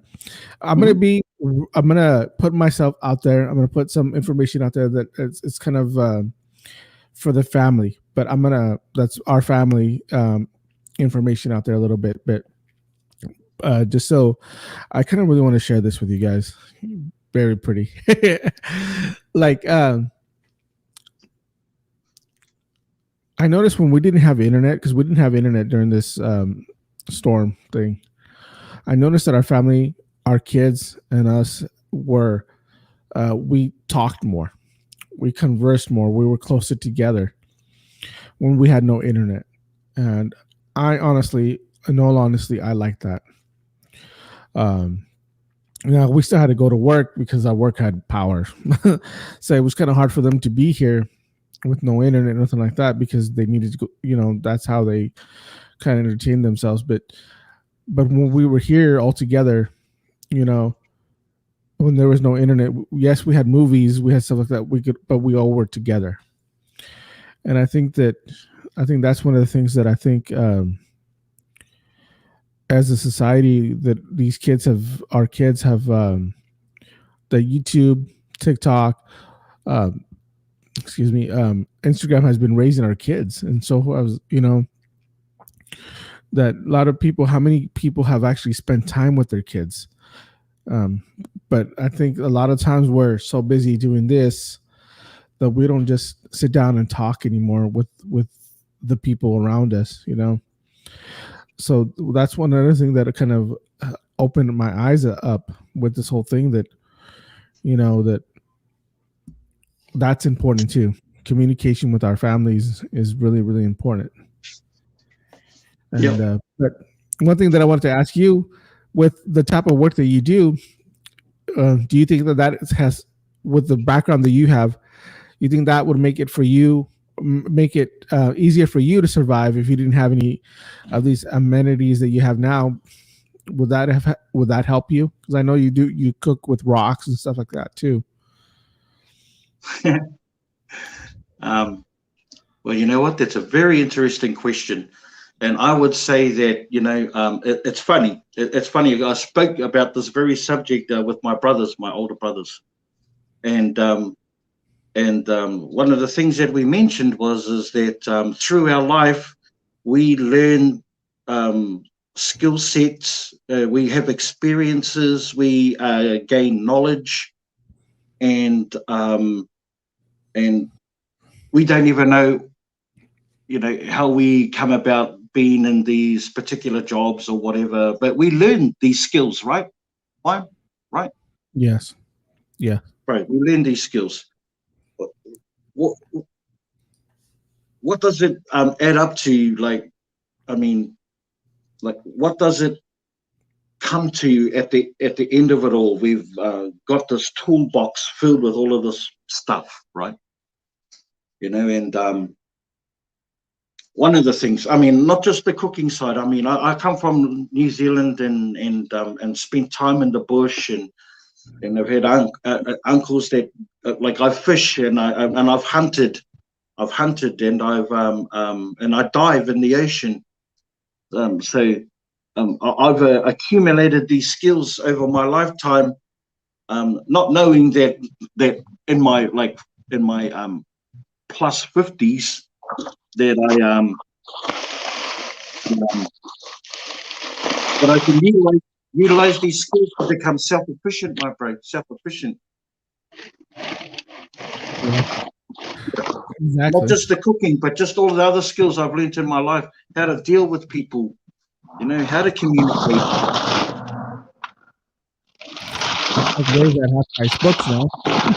Oh, yeah, bro. This is hey, guess what, guys? Ray is at half-price books by the looks of it.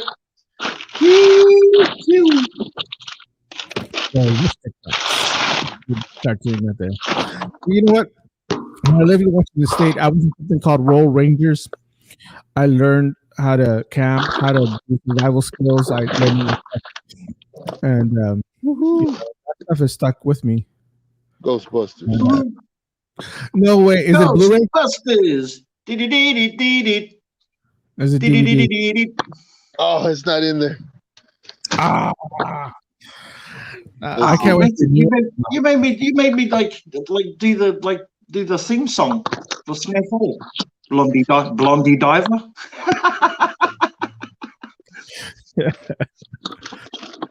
But yeah, that's one thing I want to teach my kids. I want to teach my kids how to be able to survive. That's really important nowadays to do that.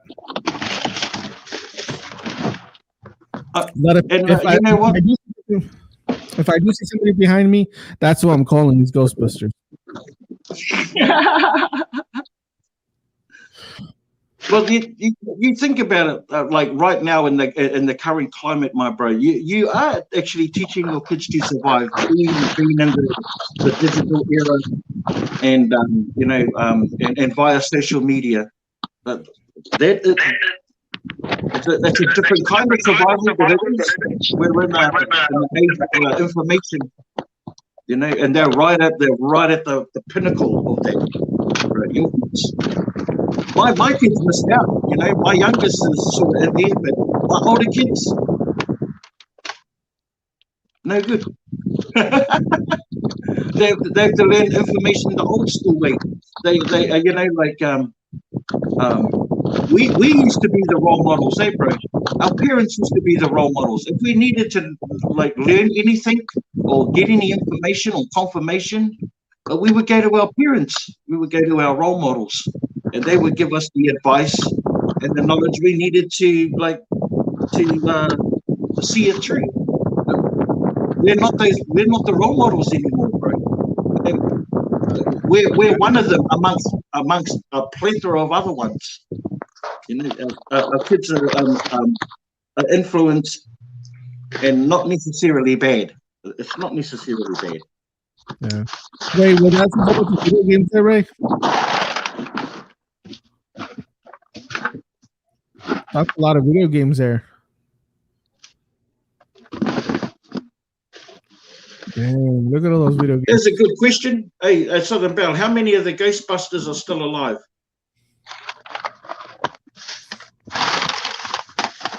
All of them.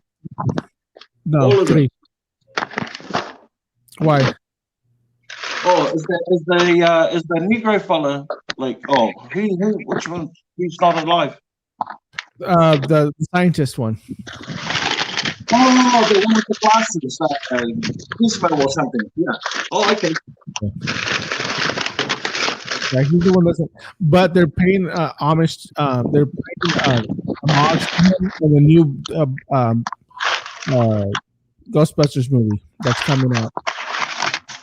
His family is going to be the ones that are going to be kind of carrying that on. So that's going to be kind of cool. That's going to be kind of cool. That holds the same nostalgic value to me as Star Wars, the Indiana Jones franchise. No way. What? Is that in there? It's Big Daddy for PSP. Oh, cool. Wow.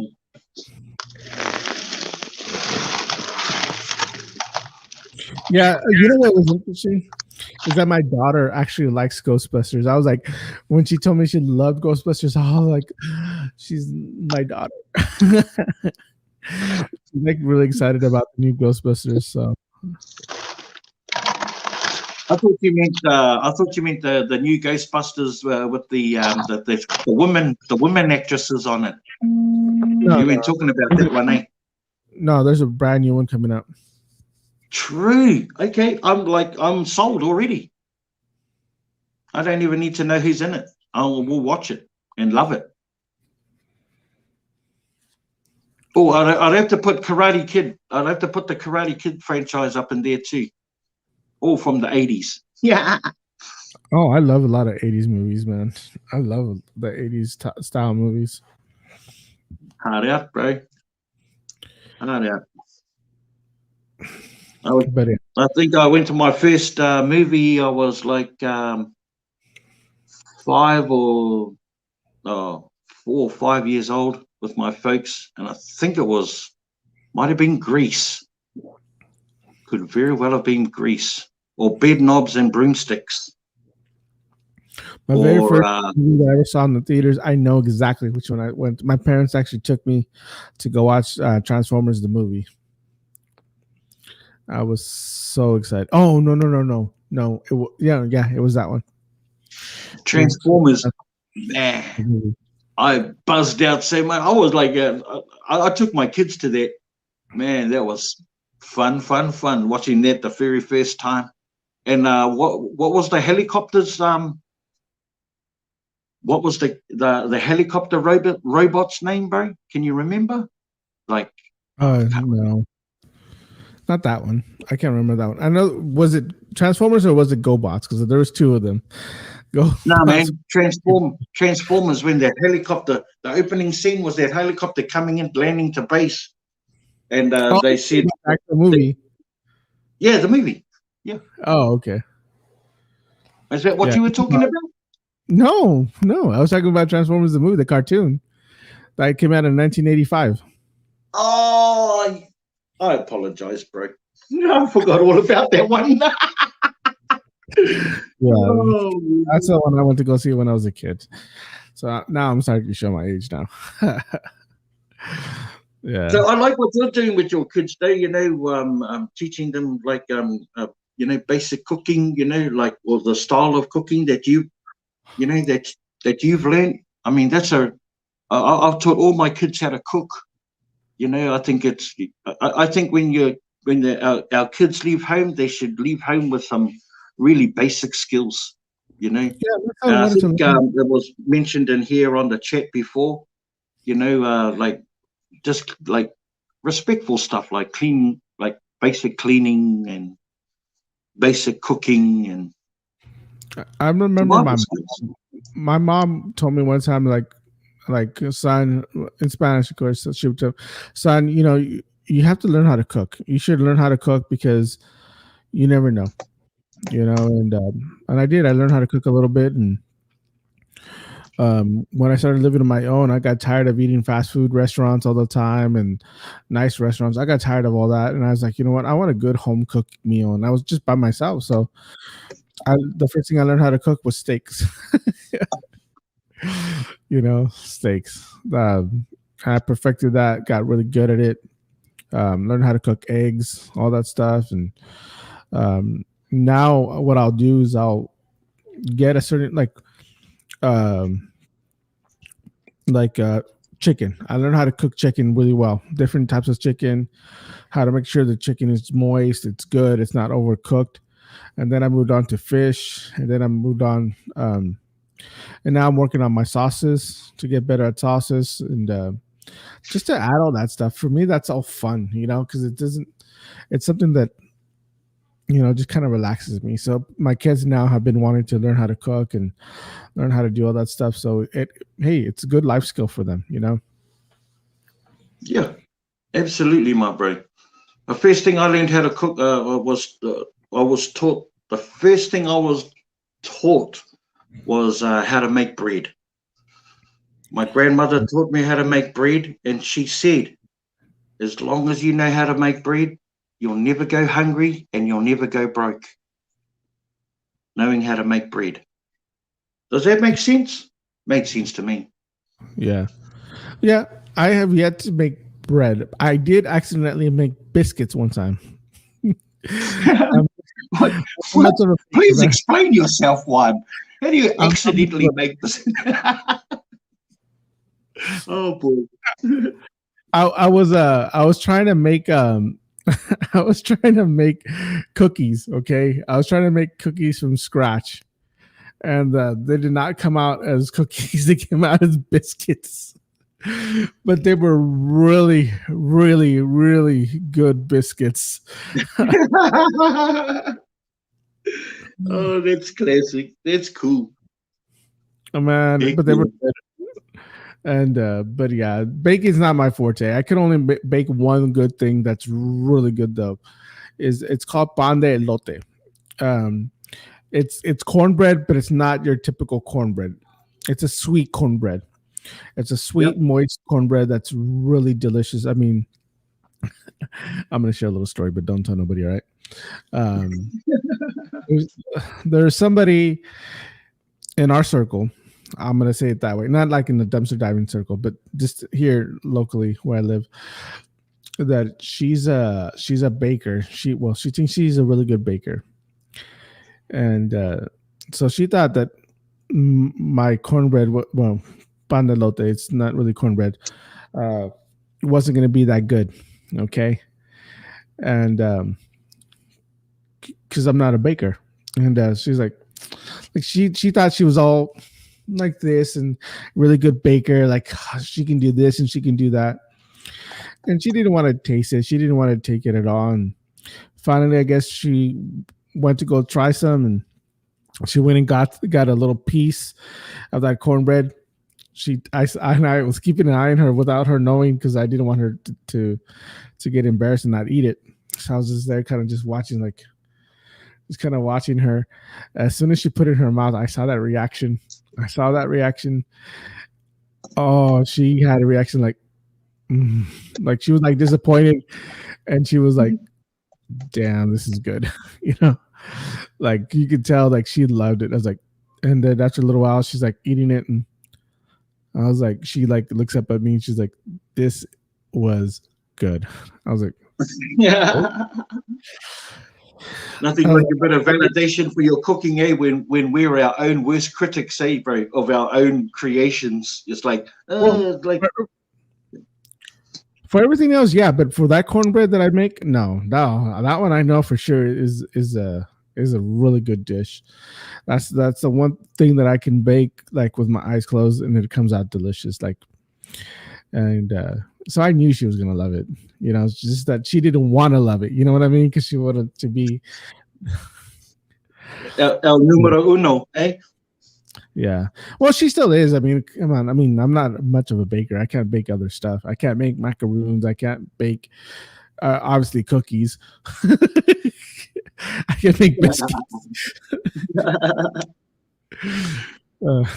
But yeah, No, we build up our repertoire as we go along. Like you say, you've moved on to different proteins and develop skills over the years. I mean, that's a natural progression from humble beginnings, bro? Whatever they may be. But just like yeah, just real basic. I mean, that's how I see myself, bro. A little insight of how I see my future, bro. I want to be able to travel, go back home to New Zealand. Back home in New Zealand, I'm land wealthy, bro. Me and my brothers and sisters, we're land wealthy. We've got lots of land back at home, heaps of it. And I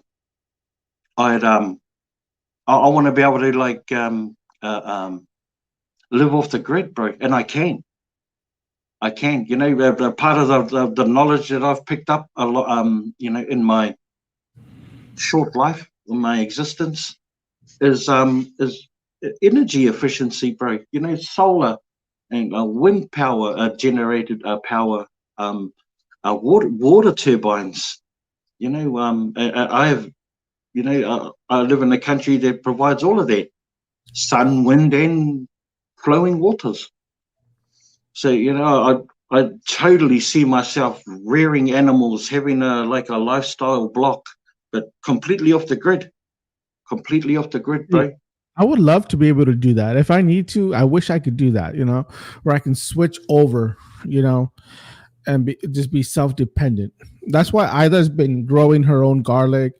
Like everything that we've been getting, she's been growing her own garlic, her avocados, lemons. She's been growing a lot of stuff. If you guys haven't seen, she's been getting those things from Bath and Body Works, the little where they put the candles. She's been growing her own vegetables and her own little stuff, and we take that to the ranch and we grow them over there. And she gets them where they start growing, because she knows that that's stuff that we need. We need stuff like that. And Diane Phillips, all I'll say, she goes, Juan cookies are pretty easy to make. Obviously not for me.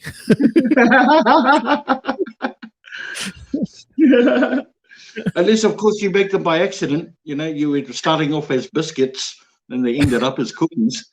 It's the flip side, eh? Do the reverse.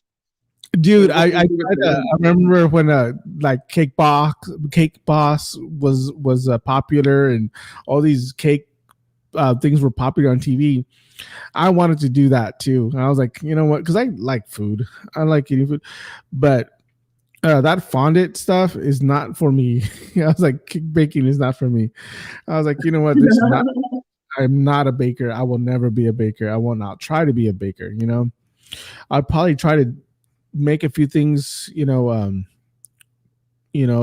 desserts here and there to kind of build that up, but baking is not my thing. Like I make carrots with I sauteed them with brown sugar, and that's something that I do too.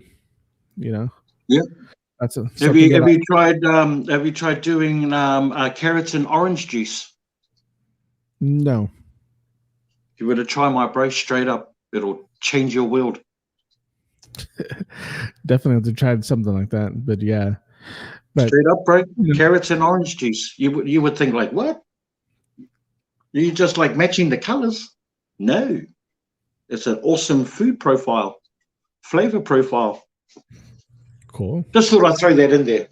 Hey, little gold, little nuggets.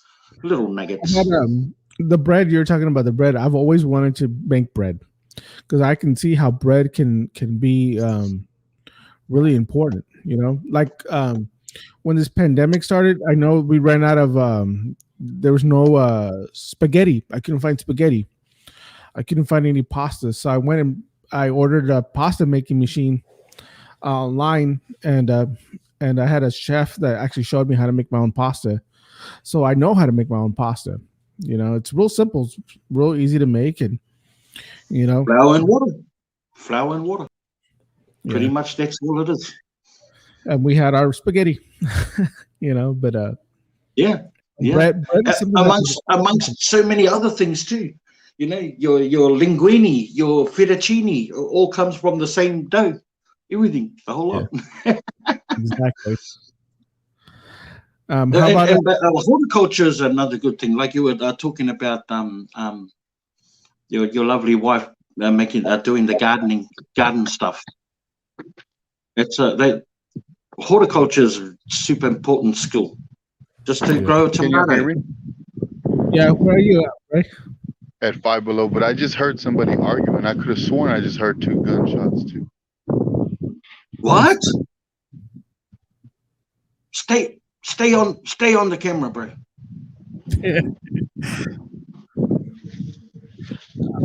Make sure that we're recording. Teresa, just carrots and orange juice, nothing else. Not even seasoned.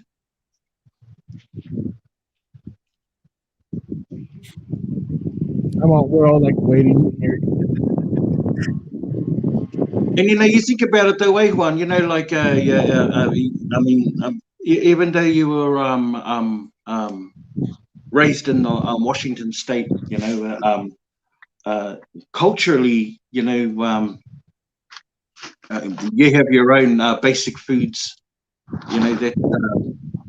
that you guys live by, and learning those things. Like if I was to go back home, I would do boil them, Teresa, boil them. Yep, like you would normal carrots. Yeah, aside from roasting. Does that look like somebody was there? Someone's already been here. Yeah, I could tell. They didn't take that. Look at the mess I make, bro. Yeah. Look at the mess. Wow. That's crazy. Why? Why would they make that mess, man? Yep, that's what they Ray. Huh? Bro, everyone's saying for you saying for you to be careful out there, my bro. Be careful out there. Mean, my bro. See that mess that was there? Huh? Yeah, man. Crazy mess. Hey, that's pretty good. There was someone asleep in that other one. Yeah. What? Back there. Be very, very quiet. Monsters.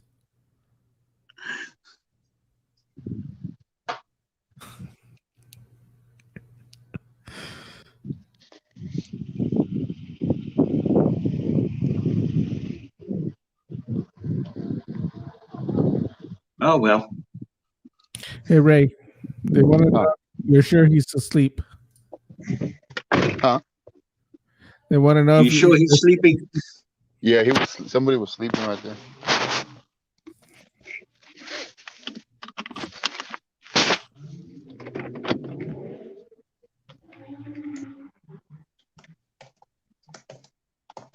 That's crazy.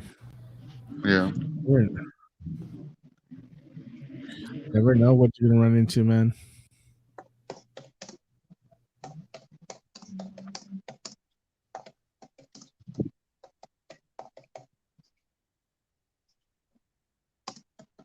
Yeah, it's crazy. At least you're safe now, bro. That's crazy. Yeah.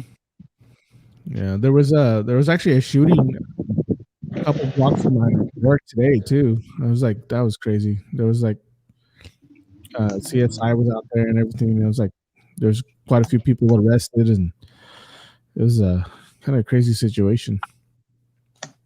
It's crazy when people are fighting like that and then they want to pull weapons out and start shooting. You don't know what direction they're shooting at. I mean, Oh yeah, definitely. Yeah, hard out, bro. Far out. Just whatever happened like to that. It goes from arguing to shooting. Like there's no in between. Yeah, that's crazy. I miss the days where it was one-on-one fighting, where it was just, okay, you have a problem with someone, if you were it was just you and that person and that's it. Yeah. Nowadays, and too many people afraid to take an ass whoop. Yeah, yeah. People are taking guns to a fist fight, man. You know. Yeah. Yep. And the thing is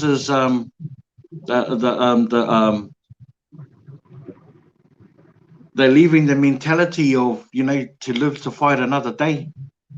You know, that's an old school saying that doesn't exist anymore. Bro, Yeah. it's, No. fuck.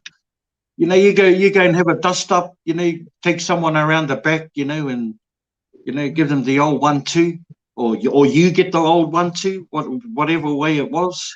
You know, you live to fight another day. You could come back and, you know, and match up if that's what you wanted to do.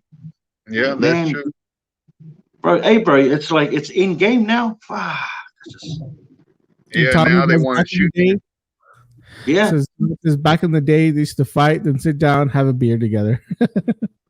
Straight up, bro, like and pick the person up you just beat down and take him with you. Yep. You know?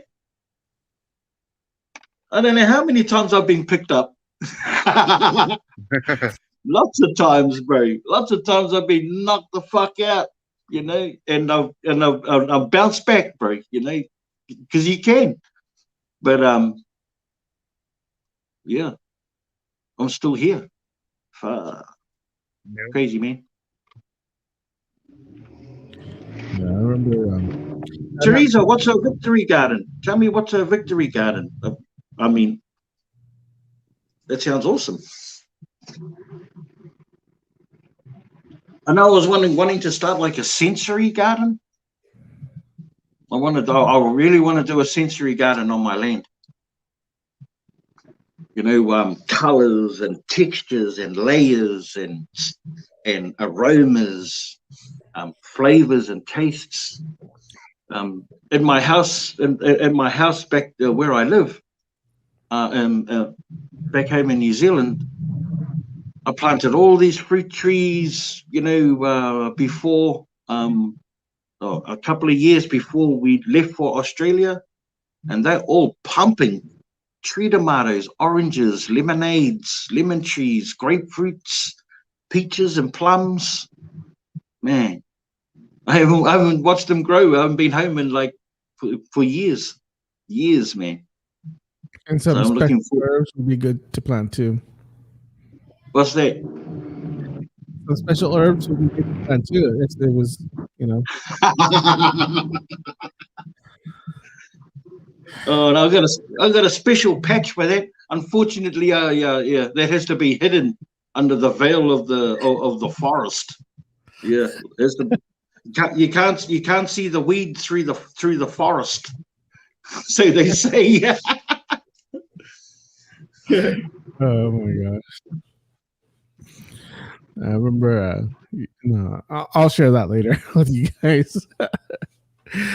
The thing about the New Zealand and its the thing about New Zealand, it's not so much the climate, although the climate is okay for a lot of things. It's the fertility of the land. You know, when they had the massive Tarawera eruption there, that when it blew up, the light from the eruption was seen half on the other side of the globe. It was that massive, like sent volcanic ash, like literally through the entire length and width of the country. It's super fertile. You could go to any grassy patch, use your finger to put a hole in the ground, drop a seed in it, and it will grow. I kid you not. But volcano ash is what makes some of like the coconuts grow on the trees. You know, sometimes as well. I've done that. There's like volcano ash is what is needed for some of these plants to grow. Yeah, I grabbed some volcano ash that was somebody had, and they and I put it on the. I grew some papayas, and I put them in there. And I put that stuff in there, and I mixed it with the dirt and everything. And most papayas, the male ones are pretty big, but they don't yield papayas. You know, there's male and female papaya plants, right? That some of them Yeah. produce papayas and some of them don't. Well, the papayas that I put in there, in that stuff, the papaya, the trunk was well, you can't really see it, but it's pretty big trunk. It was a really big trunk and huge papaya tree, but the papayas were like really big and really juicy and fertile. It was really, really good. But it's because I mixed it with that kind of stuff. And there's nothing better than harvesting something that came from your hand. But I don't know, because I don't like papayas. I just like the trees because I was trying to do a tropical garden, like a tropical little forest. and you grew papayas because you don't like them. No, I just grew because the trees were really cool. They look tropical. Is that a vacuum in there?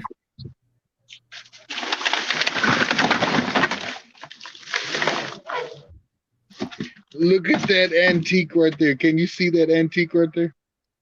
Yeah, bro.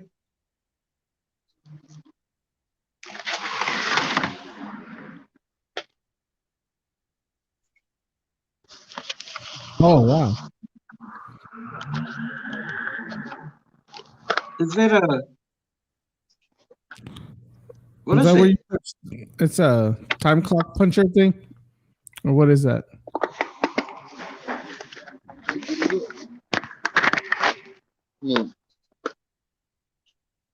Oh, it's one of the Polaroid cameras. Wow! Holy Rick! Bro, that is so cool.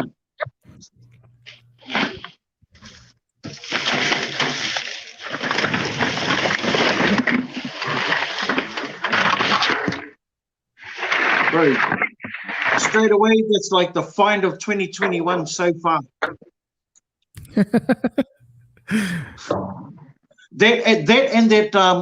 that transistor radio that with the tape deck. That one too. That one was really good. I have it at home. Yeah, no, that was a really good find.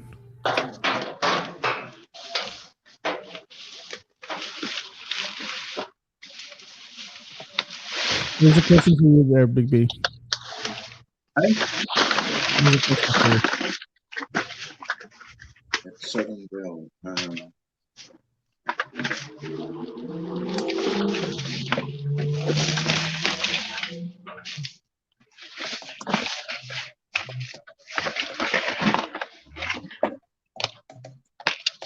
Hey, they're in there. Oh, wow. That Cold War one is pretty cool.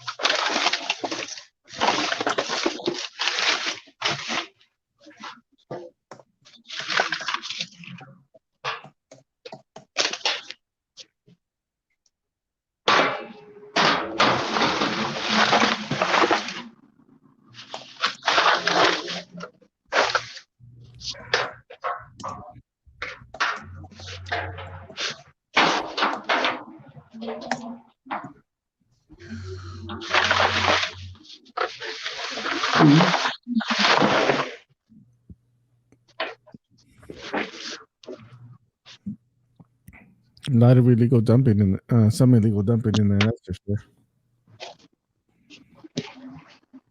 Did you go out tonight, Juan? Did you go out tonight or last night? No, I was thinking of maybe going out tonight, but usually we go. We kind of already know our days.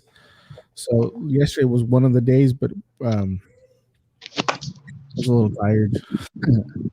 But I plan to start going out either tomorrow and Thursday and Friday. see what we can find. Okay. And I'm definitely dropping a video tomorrow because I shared a little bit of the video at the beginning of this live dive. So, Oh, awesome. I'm sorry I missed it, my bro, and was late to the show. That's fine. That I really wanted to show some support to Junker Dobber.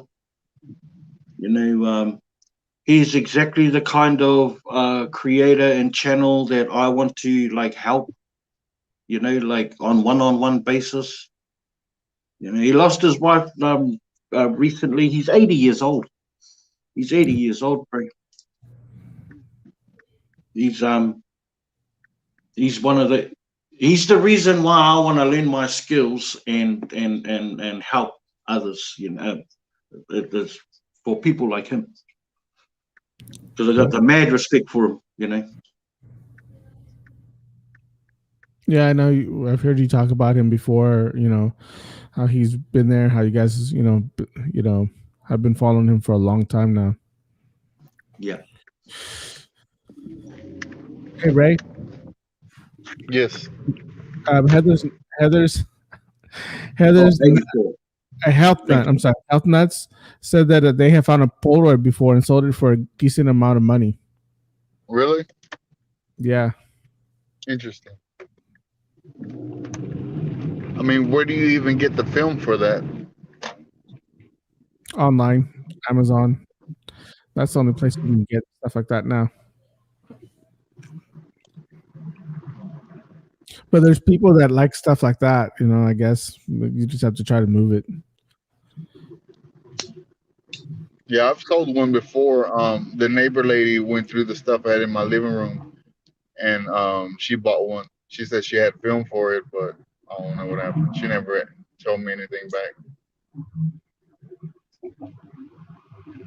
Yeah, because they don't make it anymore brand new no more. Yeah, which makes them like that much more rare and sought after by, you know, collectors. Like, and it reaches so many different interests. You know, like not just cameras, but the retro stuff. People use them for like movie sets, as like you know, for your backdrop. You know, your props. Awesome. Yeah. Props. Yeah, that's it, my bro. Props. Yeah. Yeah, I was looking for the word. Health Nut says that Junk Dauber survived a bad case of COVID. Yeah, he did. He was out for 3 days, poor fella. Dingoes. You know, tonight I was So ready guys, to, if you guys are interested in going and checking out Junk Dauber, the old granddaddy of the dumpster diving community, I can't think of anyone older than him, to be honest, that's out there. I'm just going to post up his link to his channel. Go over and show him some love and let him know the Live Dive Lounge, which will confuse the heck out of him because he'll go, the what?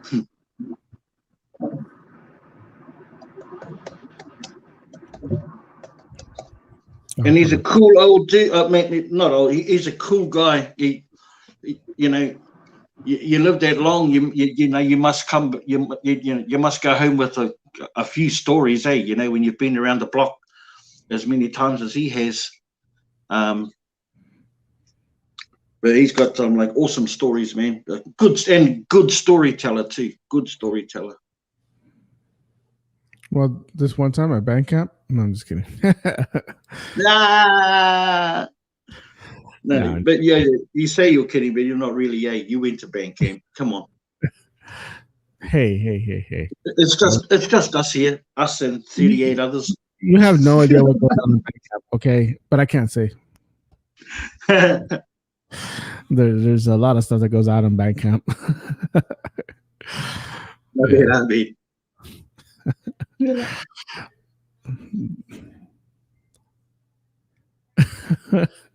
What happened with the flute? I played drums. Okay, I was a drummer, and still I'm a drummer, kind of. Hey, once you got it, hey, it's like riding a bike. We're always bike riders. Yeah, I miss playing though. I was listening to some music there at work today, and I was like, man, I miss playing drums. I miss just jamming out. Playing some old rock and roll songs and just jamming out. Yeah. One of the songs. There's two songs that I used to love to play. One was "Carry On My Wayward Son" by Kansas, and the other one was "Two Princesses" by Spin Doctors. Those were my two favorite ones to actually play. Gee, can you show us the hand and wrist action you would that you would do for the intro drumming part of the Two Princes? What would that look like? Oh, I don't know. I would have to do it up here, and I can't.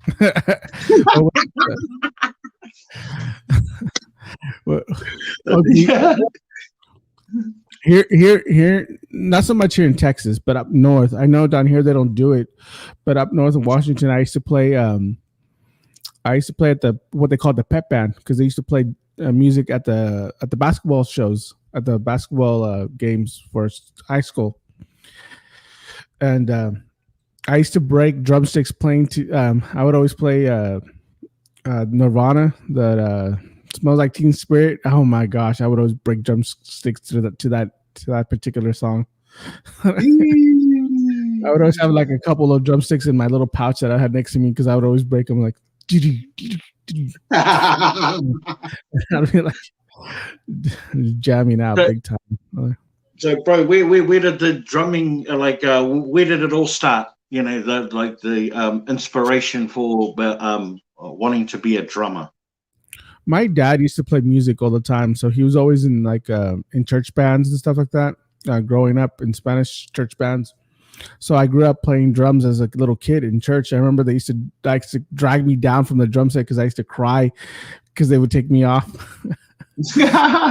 Nice. But I grew up playing drums in the church for a while, and then I got to play drums at school. We're in the jazz choir band, the pep band, of course. So I learned to play there, mostly churches, but I also got to play that. That's where I had most fun, was playing at the pep bands and playing stuff like Sweet Georgia Brown, rolling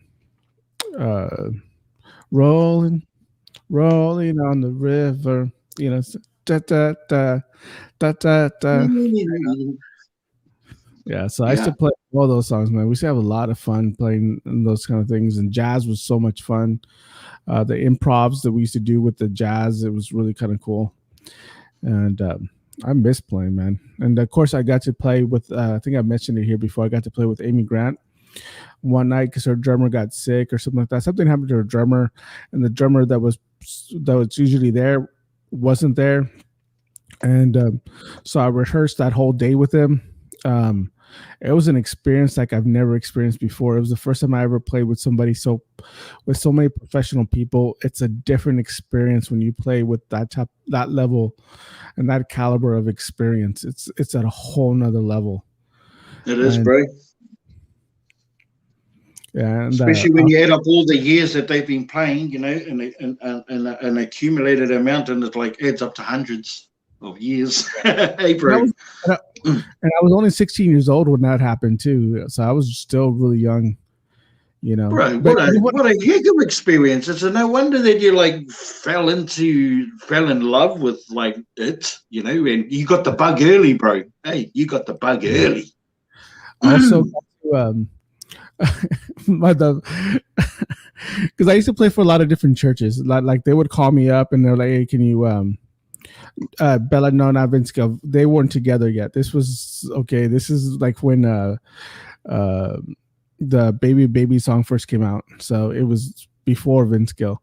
But anyways, I got to, the funnest part though, I got to play with I got invited to go play with the what do you call it, with at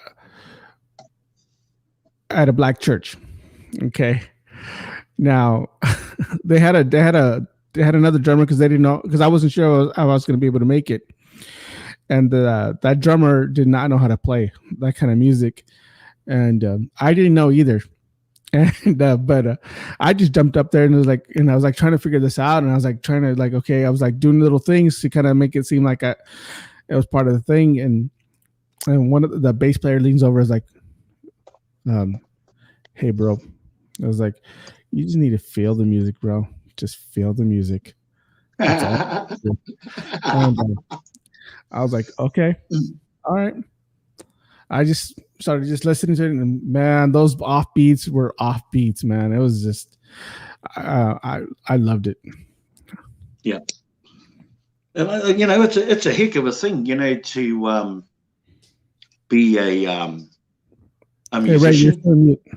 Ray, you're to mute. Can you unmute yourself so we can hear the rustling of the paper? There we go. We like to hear that. We rustling. want to hear plastic rustling and nose breathing.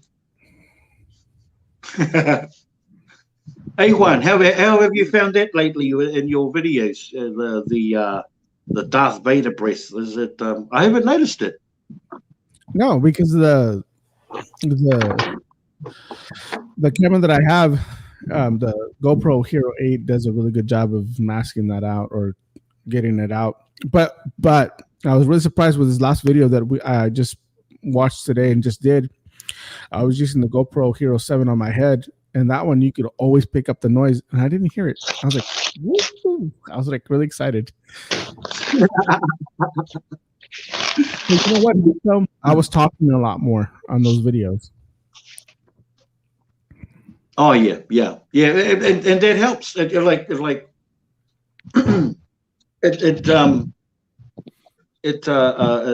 helped me realize that I wasn't out of breath or anything like that. It was just a microphone pickup, because when I talk, it'd be like crystal clear.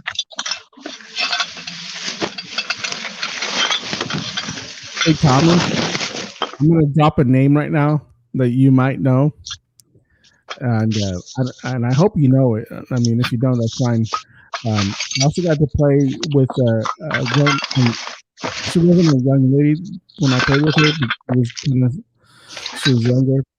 A girl by the name of oh gosh, I just had her name right now. It's I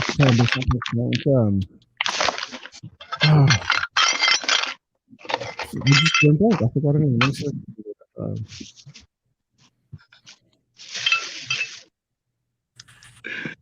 You're a crack up, all right, Inga. Hey, you're funny, all right. Dwight Yoakim.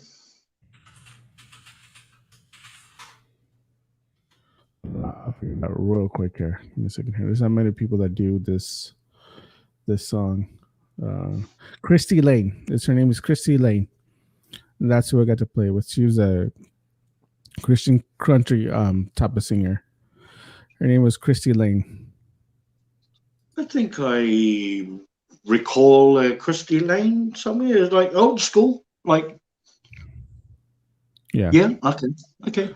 Yeah, she did the song "Footsteps." I think it's what it's called, the "Footsteps in the Sand" or something like that.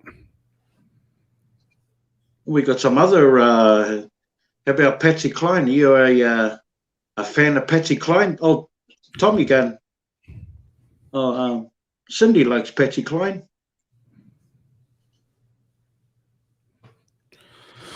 So yeah, so I even got to play bluegrass too. I mean, I learned how to play a lot of different music, and it's funny because my drum instructor. Well, I pretty much learned on my own, but I say my drum instructor. I say my band teacher. I asked him once. I'm like, "What do you think I can work on? What kind of stuff should I work on?" He's like, "Well, Juan, you got pretty much everything down. I mean, the thing that I would suggest you work on is maybe your Latin beats. Look up some Latin beats and learn how to play those." I was like, well, where we're at, we didn't play much Latin. Well, I moved down here and had to learn how to play Latin beats.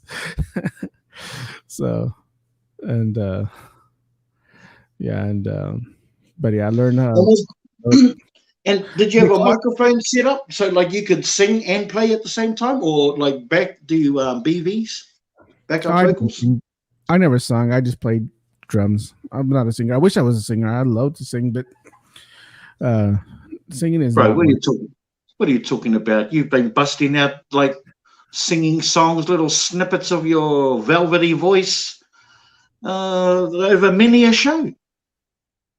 You got the voice of an angel, a mockingbird. Stop it, Big B. Stop it. Like the register and the cadence is on point, my bro. Please, I wouldn't say anything. I wouldn't say any otherwise. There you are. Easy. Did you find anything? Here's the blonde driver. Oh, I'm sorry, Blondie driver. Blondie, did you find anything? Did you find anything, Blondie? I got a few things out of there. There wasn't much in there. Oh, that's cool. Yeah. I would say I've got a pretty eclectic range of music I like to follow or listen to. I've never asked you this question, and actually just dawned on me. How long have you been playing guitar? How long have you been playing music, Big B? Oh, Jingoes. I've been playing the guitar on and off pretty much my entire life. I think I picked one up was about maybe 3 or 4, and beat away. I'm self-taught. I can't read music, so I don't know the names of the chords that I'm playing. I can only recognize I can hear it on the radio and I can play it on the guitar. Like I can find the note, but I don't know what it's called. But yeah, almost all my life, bro, and a few different instruments too. So I was taught how to play the piano and the classical violin as a young like what do you call them? A tadpole, like as a young tadpole. But I picked up instruments along the way, based purely on my ear, like I can play the harmonica, and my dad played the guitar, so there was always a guitar around, in the house. Any kind of stringed instrument I'll have a go at. I'm one of those. I'm a jack of all instruments, but a master of none of them. You know what I mean? Krista says 1 day at a time. Yes, the Christy Lane, the one that I was talking about, does sing 1 day at a time. Yes, that is a really good song too that she does. I like her rendition of that one. She does a really good job. I think Teresa said her real name was Eleanor. She's 81 years old now, and yes, Footprints in the Sun. Yeah, that was a long time ago when I used to play that stuff. Got to play with her at a concert at the church that I was at, and got to play with her. That's awesome, bro. Yeah, those songs were easy, so it wasn't a lot of drumming in those. So I mean, it wasn't too difficult. Amy's was, but not hers. Hers was really good. It was a delight to hear her sing, and I got to hear some really good singers. I've been around some really good musicians.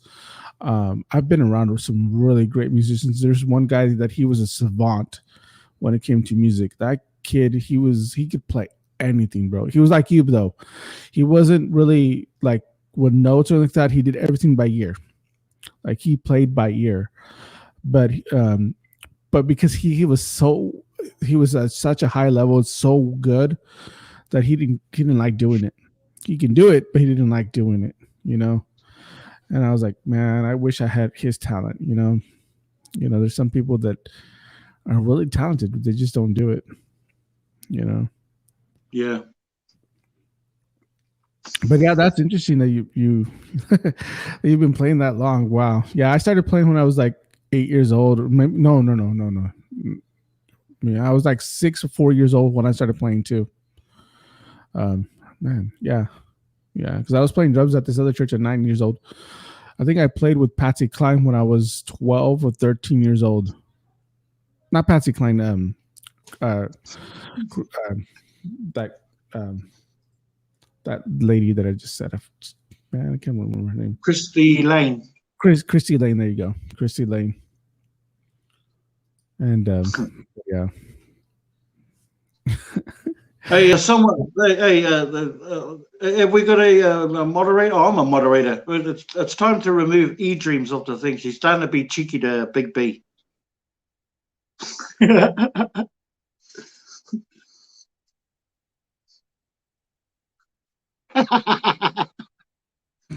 You were so cheeky, Inga.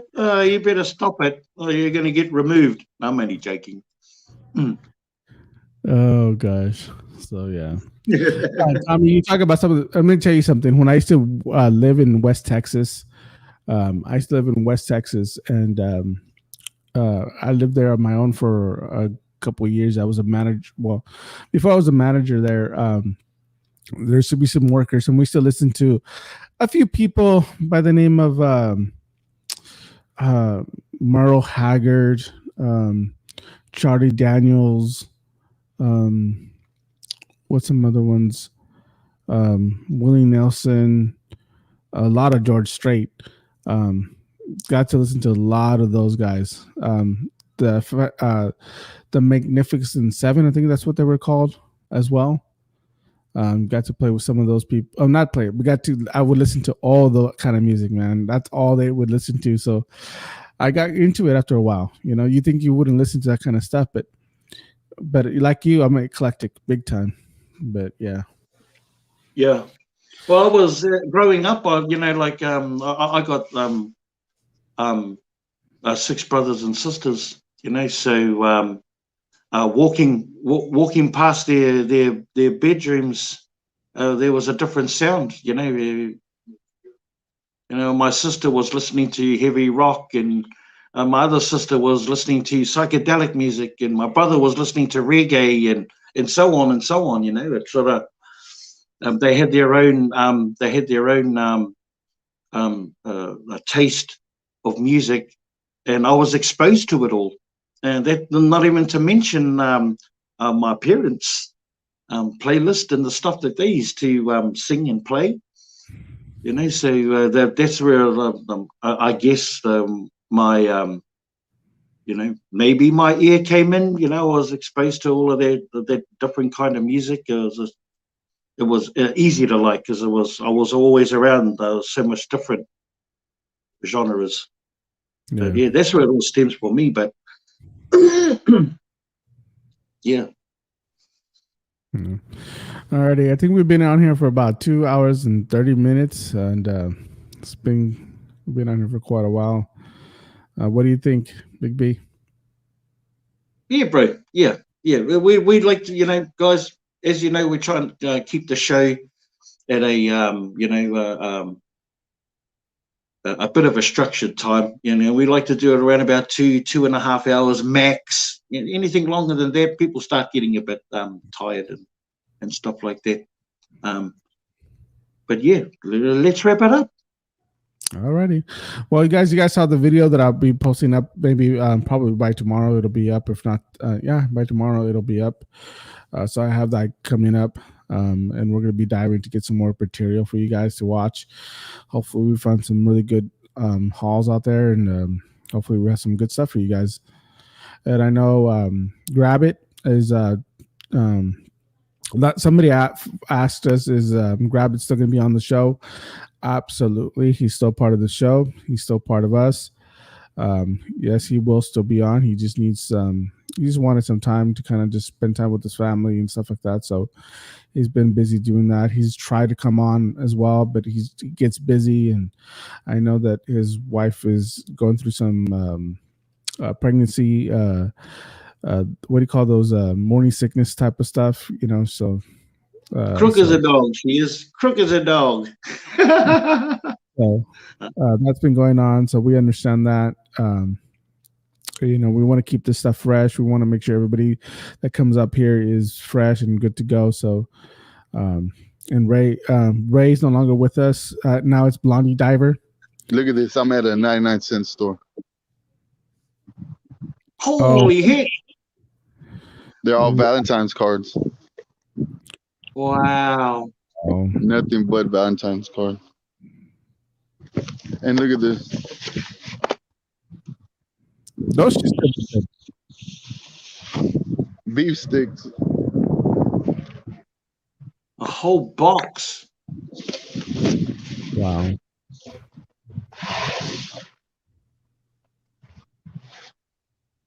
That's a lot of stuff. Yes, it's over. Call it a day. Sorry that it had to end this way. What happens? He finds the stuff. Never fails, bro. Never fails.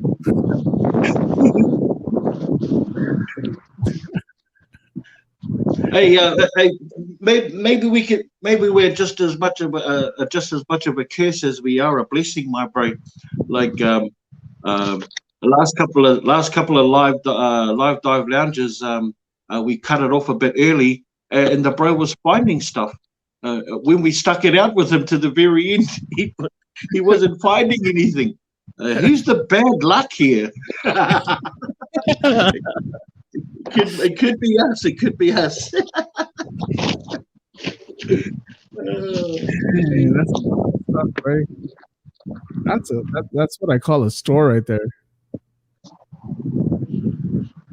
Oh heck yeah! Oh, let me grab this. It's a grab bag. Hey Juan, if you were at that dumpster, you saw all that. Is it going in the car? Is all of it going in the car? There's gonna be. There's not. I have to take it out. What's that?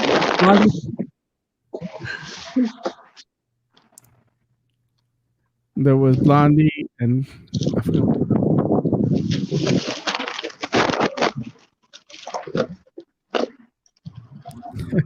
Southern Bell, can we press the snooze button and watch a little longer, pretty please?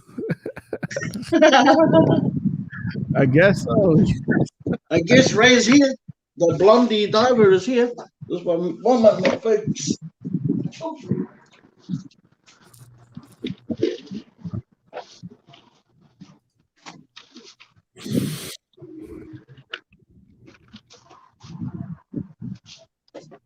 The Blondie diver. Ray may have not found anything that the Blondie diver did.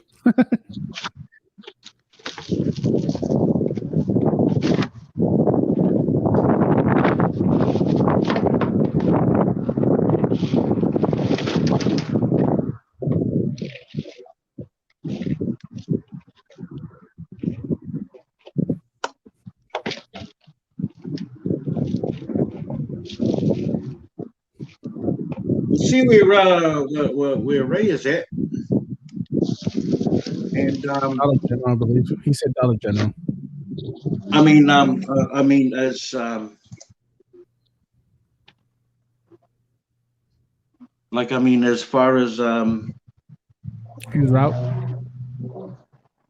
yeah, and then let him know that what we plan on doing, or we can hang in there. I mean, I'm going to leave that up to you, Juan.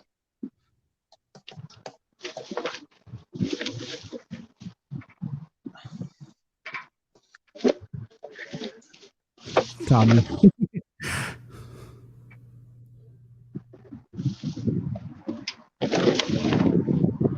Tommy wants to sing more Blondie songs.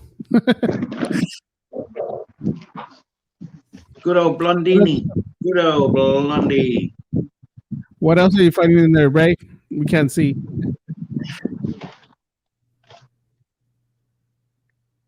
Yeah, 99-cent store. Yoink.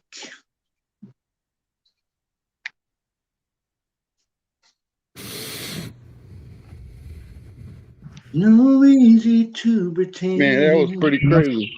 There was a bunch of stuff in there. What other stuff?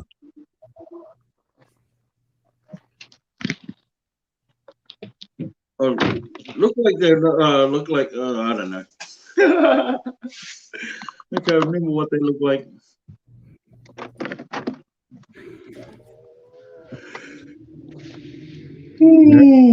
In clutch. Wow, that was a good dumpster, Ray. Oh, Blondie, I'm sorry.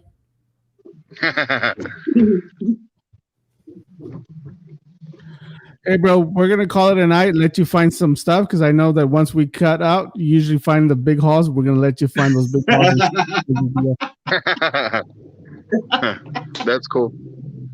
Yeah, just make sure you do a recap for us so we can see everything that you find. And if you guys want to see everything that Ray finds, don't forget to check out his channel. And he'll definitely post a recap of everything that he found because he looks like he found a lot of stuff tonight. So, and I'm sure he'll find more stuff as soon as we cut.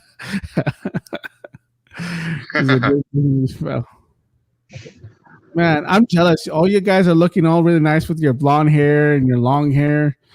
I need my hair now. Mine was Frozen themed hair.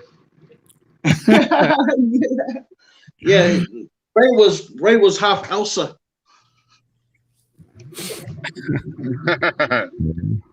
So yeah, everybody check out Ray's video for the recap. It should be pretty good. And I know Big B, you're working hard trying to find stuff. Yeah, I've got nothing in the pipelines. You know, it's over 5 days since my last video dropped. But you know, I'm still going out and always hopeful and always thankful and grateful. You know, and even when I don't find anything, I still have fun, and I always have to try and remind myself that's what I need to do. Go and have fun. It makes me appreciate the jackpot hauls, even when I find hardly anything. It makes me appreciate them. You know. So yeah. Yeah. So, and of course, I have that video coming up tomorrow. Just real quick, Bella, our prayers are with you and your family. I know that we've been seeing that stuff on Discord, so we are keeping you in our prayers and our thoughts. So that's pretty much it, guys. Thank you guys so much for coming out, and thank you so much, Blondie Diver, for showing up. It's been nice meeting you. Yeah, awesome. All right, bro. Yeah, thanks everyone for joining us tonight. Hey, don't forget we've the Saturday night show to look forward to. Plus, I've been working tirelessly in getting some special guests onto our show. I've made some legway with the Family Man. He's a really popular dumpster diving channel. And some old friends too. I don't know if any of you guys remember. Most of you will remember Granny Becky, dumpster diving Granny Becky, who is now simply Becky D. I've invited her to come onto the show and talk a little bit about what she's up to. But ultimately, what it means is we got guests coming up. Bro. Oh yeah, bro. I got a reply back from Juan. So he's keen as. We just got to set up a date, but he's keen as. Yeah. So looking forward to future shows. Just keep your eyes peeled. We're getting better. Definitely. So, alrighty, guys. Thank you guys so much. See you guys in the next one. See you guys Saturday. Good night.